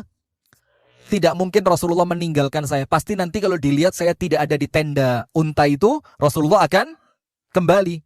Ternyata apa? Ternyata ada seorang laki-laki dari sahabat Nabi bersama Safwan bin Mu'attal. Loh, langsung dia mengucapkan apa? Inna lillahi wa inna ilaihi raji'un. Ini berat ini. Pasti muncul berita yang jelek ini. Dengan sigap akhirnya dinaikkan ke atas untanya, dituntun sampai masuk ke kota Madinah. Sampai kota Madinah muncullah isu bahwa Ibunda Aisyah berzina dengan siapa? Safwan bin Mu'attal. Anda tahu? Itu kejadian menjadikan Nabi Muhammad tidak ngomong dengan Ibunda Aisyah selama 40 hari. Tidak diajak bicara. Anda bayangin. Sampai apa yang dilakukan Ibunda Aisyah? Cuma nangis sama ibunya tok. Tiap hari ketemu ibunya nangis. Ketemu ibunya nangis. Dan hebatnya istri Nabi yang lain lihat. Rasulullah tanya sama Ummu Salamah. Ummu Salamah, kira-kira menurut kamu Aisyah bagaimana? Maksudnya Rasulullah itu tanya. Ini mungkin nggak Aisyah melakukan itu? Apa kata Ummu Salamah? Wallahi ya Rasulullah, mundu ra'aituha ma ra'aituha illa khair. Ya Rasul, demi Allah, semenjak saya ketemu Aisyah, saya tidak pernah punya prasangka apapun kecuali ini orang baik. Tanya lagi sama istri yang lain, Hafsah. Hafsah, gimana Aisyah ini? Rasulullah mendapatkan jawaban yang sama. Demi Allah, wahai Rasul, tidaklah aku melihat Aisyah kecuali perempuan baik. Tanya lagi sama Sofia, yang sebelumnya mereka juga apa? Cekcok, tapi lihat ketika dibutuhkan keadilan mereka adil. Ya Rasul, tidak ada di antara istrimu yang kami lihat lebih baik dibandingkan Aisyah. Dibelain, tapi Rasulullah tidak punya jawaban. Maka Rasulullah tidak mengeluarkan keputusan apapun sebelum perbuatan ini jelas. Nah, maka seperti itu kita menyelesaikan masalah rumah tangga. Istrimu kemarin. Nah, ini saya pernah kejadian ini. Saya pernah di Malang, di fitnah sama ibu-ibu pengajian. Langsung telepon ke istri saya. Mbak. Ini pakai bahasa Inggris tapi ya. Aku ingin mbak ketemu Ustadz Rifki nggih celonon dek. Mbek wong wedok rokan dek mangan ketan mbak di Malang isu-isu. Faham? Saya terjemahkan ke bahasa Spanyol. Telepon istri saya. Ini jamaah pengajian tiap hari sama saya ini. Mbak, saya kemarin pagi lihat Ustadz Rifki di Malang kota pakai celana pendek. Saya kalau niat nakal nggak mungkin di Malang. Jakarta pun udah susah sekarang kayaknya. Na'udzubillah min dzalik. Dengan perempuan pakai rok pendek, makan ketan pagi-pagi. Istri saya nggak tahu Anda istri kan, Masya Allah, langsung Bang, segera pulang ya. Langsung. Saya kalau dengar istri bilang segera pulang mau ngomong serius, ini rasanya kayak ketahuan nikah lagi. Saya taktuk. Masya Allah. Setelah saya tanya ada apa? Ini mukanya udah muka ini. Udah nggak ada ekspresi, udah lurus ini. Hidung, mulut, pipi, telinga jadi satu udah. Subhanallah, saya tanya ada apa? Ini tadi Bu titik-titik telepon saya. Katanya kok qadarullah pas hari itu saya di Malang juga. Katanya ngelihat kamu pakai celana pendek sama perempuan makan ketan. Masya Allah, saya pikir kalau beneran lumayan, cuma ketahuan. Ini saya nggak ngerasain enaknya gimana duduk bareng perempuan pakai rok pendek. Saya nggak ngerasain gimana rasanya pakai celana. Dibilang seperti itu. Coba yang telepon siapa? Langsung. Assalamualaikum Bu. Ustadz Rifki ya, iya. Terus mulai kayak bagaimana Bu? Yang pakai celana pendek sama rok pendek? Oh enggak Ustadz, itu info dari teman saya. Mulai berubah. Tadi dia bilang saya lihat, sekarang mulai berubah. Info dari siapa? Teman saya. Sudah, saya minta nomor temannya dong. Oh jangan Ustadz, biar saya yang menyelesaikan pret. Sok pahlawan. Ente yang bawa berita, ente mau sok pahlawan sekarang. Saya bilang, enggak, saya mau nomornya. Oh jangan Ustadz, nanti malah panjang, malah ribet. Ya udahlah, selesaiin sendiri. Udah, kira-kira 5-10 menit dia telepon lagi. Oh ternyata Ustadz, kata teman saya, mirip. Ini rumah tangga udah hampir perang, ente bilang mirip. Nah, maka yang semacam itu, Rasulullah tidak akan menyelesaikannya, tidak akan mengambil keputusan apapun sebelum urusan ini barangnya jelas. Maka Ibunda Aisyah oleh Rasulullah didiamkan, tidak diajak berbicara sedikit pun. Karena apa? Rasulullah khawatir salah ngomong. Rasul khawatir salah dalam memutuskan perkara. Maka Rasulullah menyelesaikan masalah itu dengan apa? Tabayun. Dicek dulu siapa yang bawa berita. Nah sekarang yang berikutnya. Yang keberapa? 7. Yang ketujuh, di antara cara Rasulullah SAW di dalam menyelesaikan masalah rumah tangga. Mana yang 7 ini jauh banget, Masya Allah. Karena ini panjang cerita hadithatul ifki itu banyak hikmahnya, banyak pelajarannya. Yang ketujuh, as-sabi' uslub al-qadha' al-adil. Dengan cara apa? Menghukum dengan memberikan hukuman yang adil. Hukuman. Nah ini langsung kita ke contohnya. Contohnya, suatu hari Rasulullah berada di rumah Ibunda Aisyah bersama para sahabat yang lain. Tak lama setelah itu datang Ibunda Sofiyah, pembantunya Sofiyah, membawa apa? Makanan. Maka Ibunda Aisyah cemburu, makanan itu diapain? Piringnya dijatuhkan sampai pecah. Setelah piring itu pecah, Rasulullah masuk ke dalam. Ibunda Aisyah masuk ke dalam. Lihat, kalimat pertama Nabi Muhammad apa? Ketika istrinya melakukan perkara yang cukup memalukan, mecahin piring di depan para sahabat. Antum lah kira-kira. Ini tamu orang-orang besar. Tamunya itu Pak Prabowo, Bapak Gibran yang mulia, Masya Allah datang gitu kan. Nggak usah ketawa. Ini ada sesuatu, tidak boleh begitu. Astagfirullah. Sudah. Itu ketika pembantu ngeluarin makanan, itu sama istri Anda makanannya dipecah di depan tamu-tamu mulia tadi. Itu kira-kira istri diapain? Itu bisa kita mutilasi sampai 540 bagian itu. Iya kan? Ini Rasulullah kejadiannya sama. Tapi Rasulullah ketika Ibunda Aisyah masuk, satu kalimat selesai masalah. Apa itu? Gharat ummukum. Selesai. Ibunda kalian sedang cemburu. Selesai. Jadi tidak bilang, oh ini sering kayak gini nih Pak. Ini udah nggak usah direken Pak, biarin Pak, nggak usah dihiraukan. Udah sering kayak gini biasa. Ini 3 hari menjelang memang seperti ini, udah mulai keluar. Enggak, cuma satu kata, ibunda kalian sedang cemburu. Dan ingat, Rasulullah tidak mengatakan istri saya. Dan ini ada hikmahnya. Kenapa? Mendekatkan ibunda Aisyah kepada mereka dengan kalimat ibunda kalian. Karena kalau kita yang salah ibu kita, toleran banget kita ini. Iya Banda? Toleran. Maka oleh Rasulullah dipilihkan kata yang pas. Ibunda kalian sedang cemburu. Maka oleh Rasulullah kuenya dikumpulkan, dibagi para sahabat, terus Rasulullah masuk. Ibunda Aisyah diajak ngobrol sampai tenang. Terakhir apa? Inaun bi inain. Wa ta'amun bi ta'amin. Aisyah harus adil.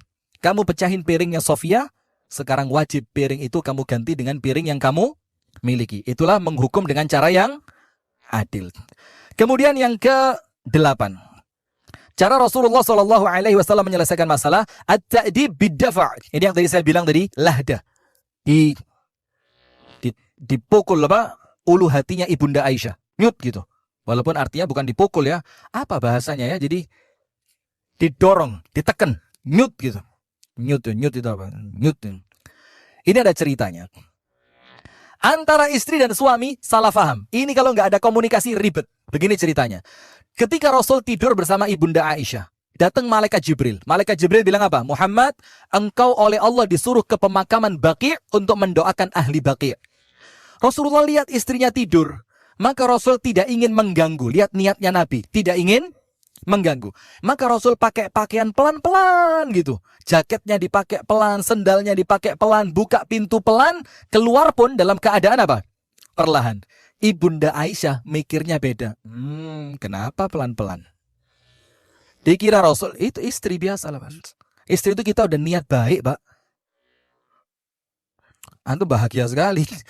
Istri ikut istri. Oh, pantesan. Sudah. Maka ibunda Aisyah ternyata belum tertidur. Ibunda Aisyah curiga. Loh, kenapa kok bahasanya apa? Mengendus ya? Apa? Mengendap-endap. Mengendap-endap. Ada apa ini? Jangan-jangan mau pindah ke rumah yang lain. Udah, setelah Rasul pergi, ibunda Aisyah pakai pakaiannya, keliling satu persatu istrinya Nabi. Gak ada. Sampai 8 istri dicek, Rasulullah gak ada. Loh, kok gak ada? Kemana suami saya ini? Dicari sama ibunda Aisyah, ternyata apa? Sedang berdiri di pemakaman Baqi' berdoa dan air matanya sampai netes membasahi lehernya, apa? Membasahi jenggotnya.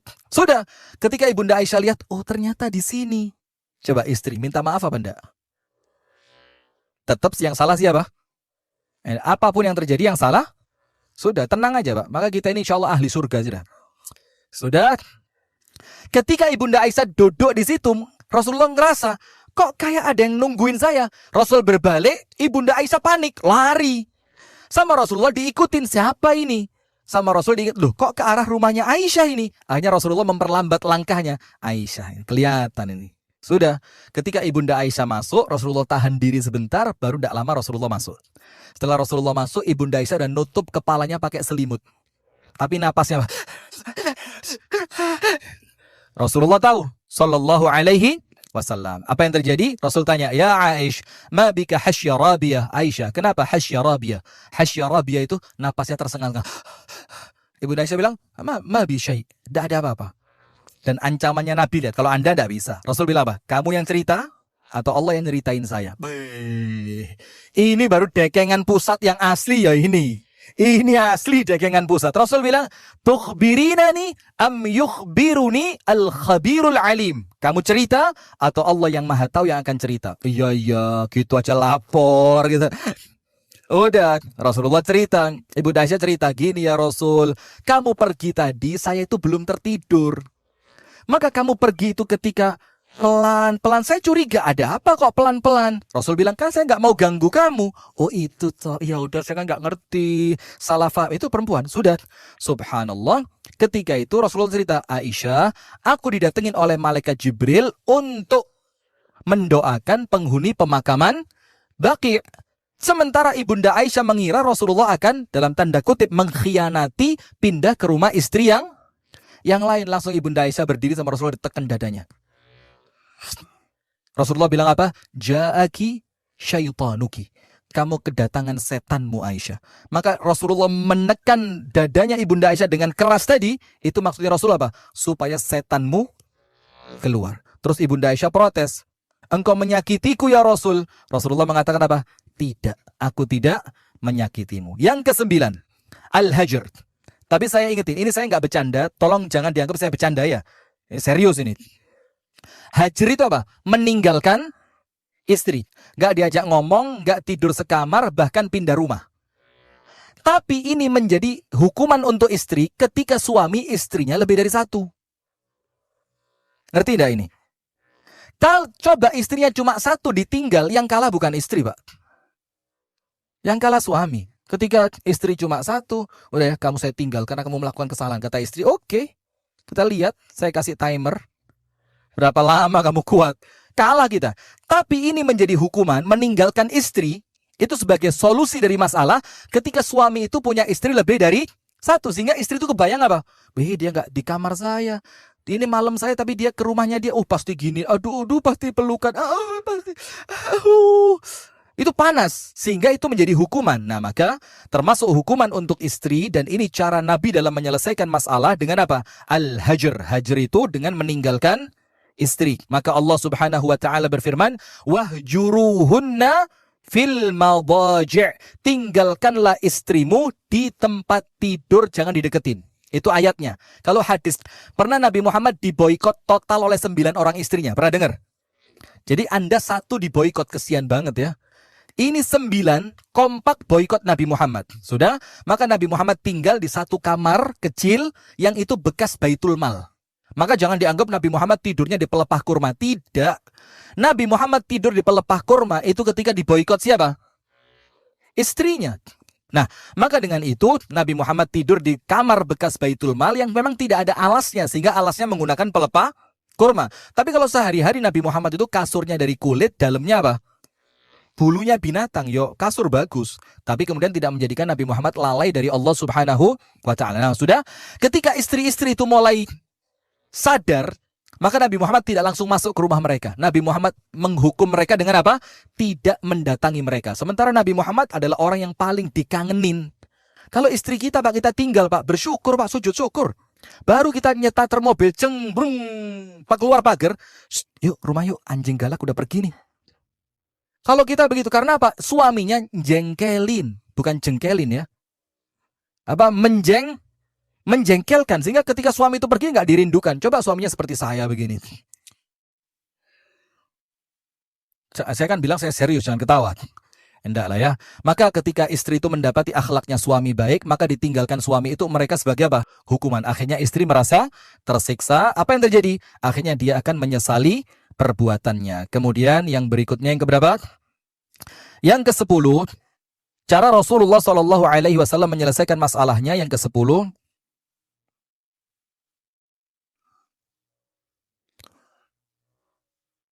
mana yang 10? Bismillah. Panjang betul karena ini banyak cerita. Antum tahu cerita madu enggak? Rasulullah mengharamkan minum madu, tahu? Dalam surah apa? At-Tahrim. Dalam surah At-Tahrim itu kan Rasulullah diganggu sama istrinya ketika pulang dari rumah salah seorang istrinya, dibilang apa? Kamu habis minum apa ya Nabi? Kok mulutmu terasa bau? Nabi Muhammad bilang, saya tidak minum apa-apa. Dibilang, enggak, bau. Rasul pindah ke rumah istri yang lain, enggak tahu istri yang lain diajak kong kali kong. Kalau Rasul datang bilang mulutnya bau. Terus Rasul istri yang kedua bilang, kok tumben mulutmu bau? Rasulullah bilang, saya tidak makan apa-apa. Padahal di rumah istri yang sebelumnya Rasulullah cuma minum. Akhirnya Rasulullah bilang apa? Saya mengharamkan minum madu. Akhirnya sama Allah dibilang, kenapa engkau haramkan sesuatu yang telah Allah halalkan? Nah, itu ada akhirnya Rasulullah meninggalkan istrinya, dihukum sama Rasul. Yang ke-10, uslub at-takhir wa tasyawur. Lihat. Jadi sebelum terakhir cerai itu dikasih pilihan dulu. Apa takhir itu? Begini. Anda buka dalam Al-Qur'an, ketika istri Nabi SAW itu minta cerai kepada Nabi Muhammad. Bukan minta cerai, minta kenaikan uang belanja. Tahu enggak ceritanya? Jadi semua istri kompak. Ini kalau sekian nggak cukup nih, kita kan perlu makan, perlu ini, perlu itu segala macam. Kok di rumah sering tidak ada makanan, kita udah puasa segala macam. Berarti Nabi ngasihnya kurang. Terus bagaimana? Yuk kita kompak, kita datang sama Nabi, kita minta uang belanja dinaikkan. Rasulullah bilang apa? Loh, saya tidak bisa. Saya ini bukan pedagang, bukan ini, bukan itu. Saya seorang nabi. Maka kalau mau sekian, tidak mau ya sudah. Maka Allah turunkan ayat Al-Quran, disuruh milih. Ya ayyuhan nabi, qul li azwajika in kunna turidna al-hayata ad-dunya wa zinataha, fata'alayna umatti'kunna wa usarrihkunna sarahan jamila. Wahai istri Nabi, ngomong sama istri kamu. Wahai Nabi, bicarakan kepada istrimu. Kalau kalian menginginkan dunia dan perhiasannya, sini saya kasih. Tak kasih, kata Nabi. Minta emas, tak kasih emas. Rumah, rumah. Kendaraan, kendaraan. Tapi konsekuensinya apa? Wa usarrihkunna sarahan jamila. Tapi setelah semuanya aku penuhi, kalian aku ceraikan. Atau milih yang lain, hidup qanaah, tapi tetap menjadi istrinya Nabi. Ini bisa dilakukan kalau suaminya top. Kalau suaminya model kita, pilih mana? Uang apa suami? Jelas uang, mas ya Allah, suami. Kayak saya dibelas. Nah, ini kalau suaminya baik, maka istri itu merasa apa? Suami lebih berharga dibanding dunia. Nah, maka boleh disuruh milih. Nah, saya kasih contoh kasus yang terbaru mengenai milih ini. Kadang ada istri, itu apa? Sebelum nikah, mau diajak tinggal bersama suami. Setelah nikah, pengen tinggal bareng orang tuanya. Rewel sama suaminya. Saya tidak bisa jauh dari ibu saya ini, bapak saya sakit. Rewel. Maka saat itu boleh dikasih pilihan. Karena apa? Tapi ingat, kalau memang keadaannya tidak memungkinkan. Suami tidak mungkin pindah ke rumah yang dekat dengan rumah orang tuanya istri. Kalau tidak memungkinkan, boleh kasih pilihan. Silakan balik ke rumah istrimu, ke rumah orang tuamu, tapi kita pisah. Atau kamu tetap di sini bersamaku. Nah, itu boleh ngasih pilihan seperti itu, boleh apa tidak? Boleh. Nah, sekarang yang terakhir, penutup. Apa cara Nabi Muhammad SAW menyelesaikan masalahnya? Caranya adalah dengan cara tolak. Nah, sekarang saya jelaskan kenapa saya bilang cerai itu ibadah. Cara yang ke-11, tolak, cerai. Kenapa cerai itu dalam Islam masuk dalam ibadah? Ayo, ada yang bisa jawab? Kenapa cerai itu ibadah? Barakallahu fiik. Karena cerai ini memang diatur oleh Allah di dalam syariat. Ada dalam ilmu fikih. Ketika kita menjalankan apa yang Allah syariatkan dengan syarat apa? Caranya benar, alasannya benar, dan setelah perceraian tidak ada saling membongkar aib, maka cerai itu bisa bernilai ibadah. Ketika rumah tangga apabila dipertahankan akan semakin menambah dosa, menambah kemaksiatan, menjadikan istri tidak bisa melayani suami, menjadikan suami tidak bisa bertanggung jawab kepada istri. Maka saat itu tidak menutup kemungkinan cerai adalah solusi. Termasuk dalam hadis yang sahih, dan hadis ini disahihkan oleh Syekh Al-Albani, termasuk sebab doa tidak dikabulkan. Antum tahu? Itu apa? Seorang suami yang punya istri, akhlaknya buruk, agamanya buruk, perangainya buruk, tapi suami tidak menceraikan hanya gara-gara perkara duniawi. Cantik, kaya, jabatan, kedudukan. Hanya gara-gara itu, dia relakan suami itu, istri itu tidak diceraikan, alasannya bukan akhirat, bukan agama, tapi dunia. Apa kata Rasulullah? Tidak akan oleh Allah suami seperti itu doanya diijabah. Hati-hati. Jadi kalau kita ini merasa doa kita tidak kunjung diijabah, boleh jadi sebabnya apa? Mungkin istri tidak sholat, istri tidak mau nutup aurat, istri tidak bisa diberitahu, istri tidak bisa diatur, tidak bisa diarahkan. Lah kok ini semua berpengaruh pada agamanya? Ternyata dia tidak mau menceraikan. Ini sebab doanya dia oleh Allah tidak diijabah. Nah, berarti jamaah sekalian, yang ke-11, cara Nabi SAW di dalam menyelesaikan masalah rumah tangga adalah dengan apa? Perceraian. Ini saya memang memaksakan diri nih. Seharusnya nggak usah sampai 11 ya. Seharusnya 5 gitu. Tapi judulnya kan 11. Jadi mau tidak mau. Coba 5 dulu gitu. Kita bisa pelan-pelan bisa ceritain semuanya. Tapi insya Allah mudah-mudahan nanti silakan datang ke Malang. Kita bikin daurah perceraian syar'i. Loh, nggak percaya. Ini tanya ini Abu Shanum ini. Kita itu mau bikin kelas. Khusus kelas tentang talak dan rujuk. Kapan jatuh talak, kapan boleh rujuk, kapan istri bisa dirujuk, kapan tidak bisa dirujuk, kapan ucapan cerai sekali ucap 3 kali, cerainya 3 atau 1. Itu subhanallah, belum dibuka pendaftaran, yang komen udah penuh. ini kayaknya kok korban perceraian semua ini. Karena memang masalahnya apa? Yang terkadang kalau tidak ada ilmunya menjadi dianggap apa? Dianggap sebagai suatu hal yang aib. Padahal cerai itu di zaman sahabat nampaknya biasa aja. Urwah bin Zubair cerai dengan Asma biasa. Kemudian Ali bin Abi Thalib cerai dengan beberapa istrinya juga biasa. Karena apa?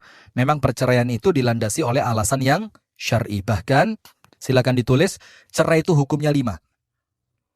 Wajib, mustahab, mubah, makruh, haram. Jadi cerai itu bisa wajib. Kapan cerai itu wajib? Ketika istri rusak agamanya dan menyakiti orang tua suami. Itu cerai hukumnya apa? Wajib. Berarti kalau dia tidak menceraikan, dia berdosa. Nomor 2, makruh. Makruh itu apa? Cerai tanpa alasan. Berarti bukan haram. Boleh, tapi makruh. Misalkan lagi iseng nih. Enaknya ngapain dia? Cerai aja yuk. Ya udah, cerai. Nah, ini makruh. Cerai tanpa alasan. Siapa tahu. Yang ketiga apa? Mubah. Mubah itu cerai karena sudah tidak ada lagi rasa cinta. Itu dalam syariat mubah. Jadi jangan dihina ketika orang itu cerai. Kenapa kok cerai? Ana udah gak suka sama istri Ana. Itu dalam syariat mubah. Boleh. Daripada apa? Nanti terjadi kezoliman. Yang keempat, kok kembali ya? Yang pertama wajib, kemudian mustahab. Mustahab ini kapan? Ketika istri itu akhlaknya buruk. Tapi kalau dia sabar lebih baik, itu mustahab. Kalau dia bisa sabar lebih baik. Kemudian mubah. Mubah itu kapan? Cerai ketika dia tidak senang dengan pasangannya. Yang keempat, makruh, yaitu cerai tanpa alasan. Yang kelima, haram. Kapan cerai itu haram? Ketika niatnya untuk menyakiti. Menyakiti 3. Nomor 1, menyakiti istri, menyakiti orang tua istri, atau menyakiti anaknya istri. Jadi kalau niatannya untuk menyakiti, tidak ada urusan cekcok, tidak ada urusan finansial, tidak ada urusan apa, tidak ada urusan apa, tapi dia mangkel, marah sama orang tuanya istri, dia kepingin menyakiti orang tuanya istri, dibilang apa? Anakmu saya ceraikan. Maka ini hukumnya apa? Haram. Tapi ingat, walaupun hukumnya haram, cerainya jatuh. Cerainya apa? Jatuh. Wallahu ta'ala a'lam bissawab. Alhamdulillah, pas 7 menit dari awal kita mulai. Semoga ada manfaatnya. Kurang dan lebihnya saya mohon maaf. Saya kembalikan, mana? Saya kembalikan kepada hilang orangnya. Fadhil ya Syekh.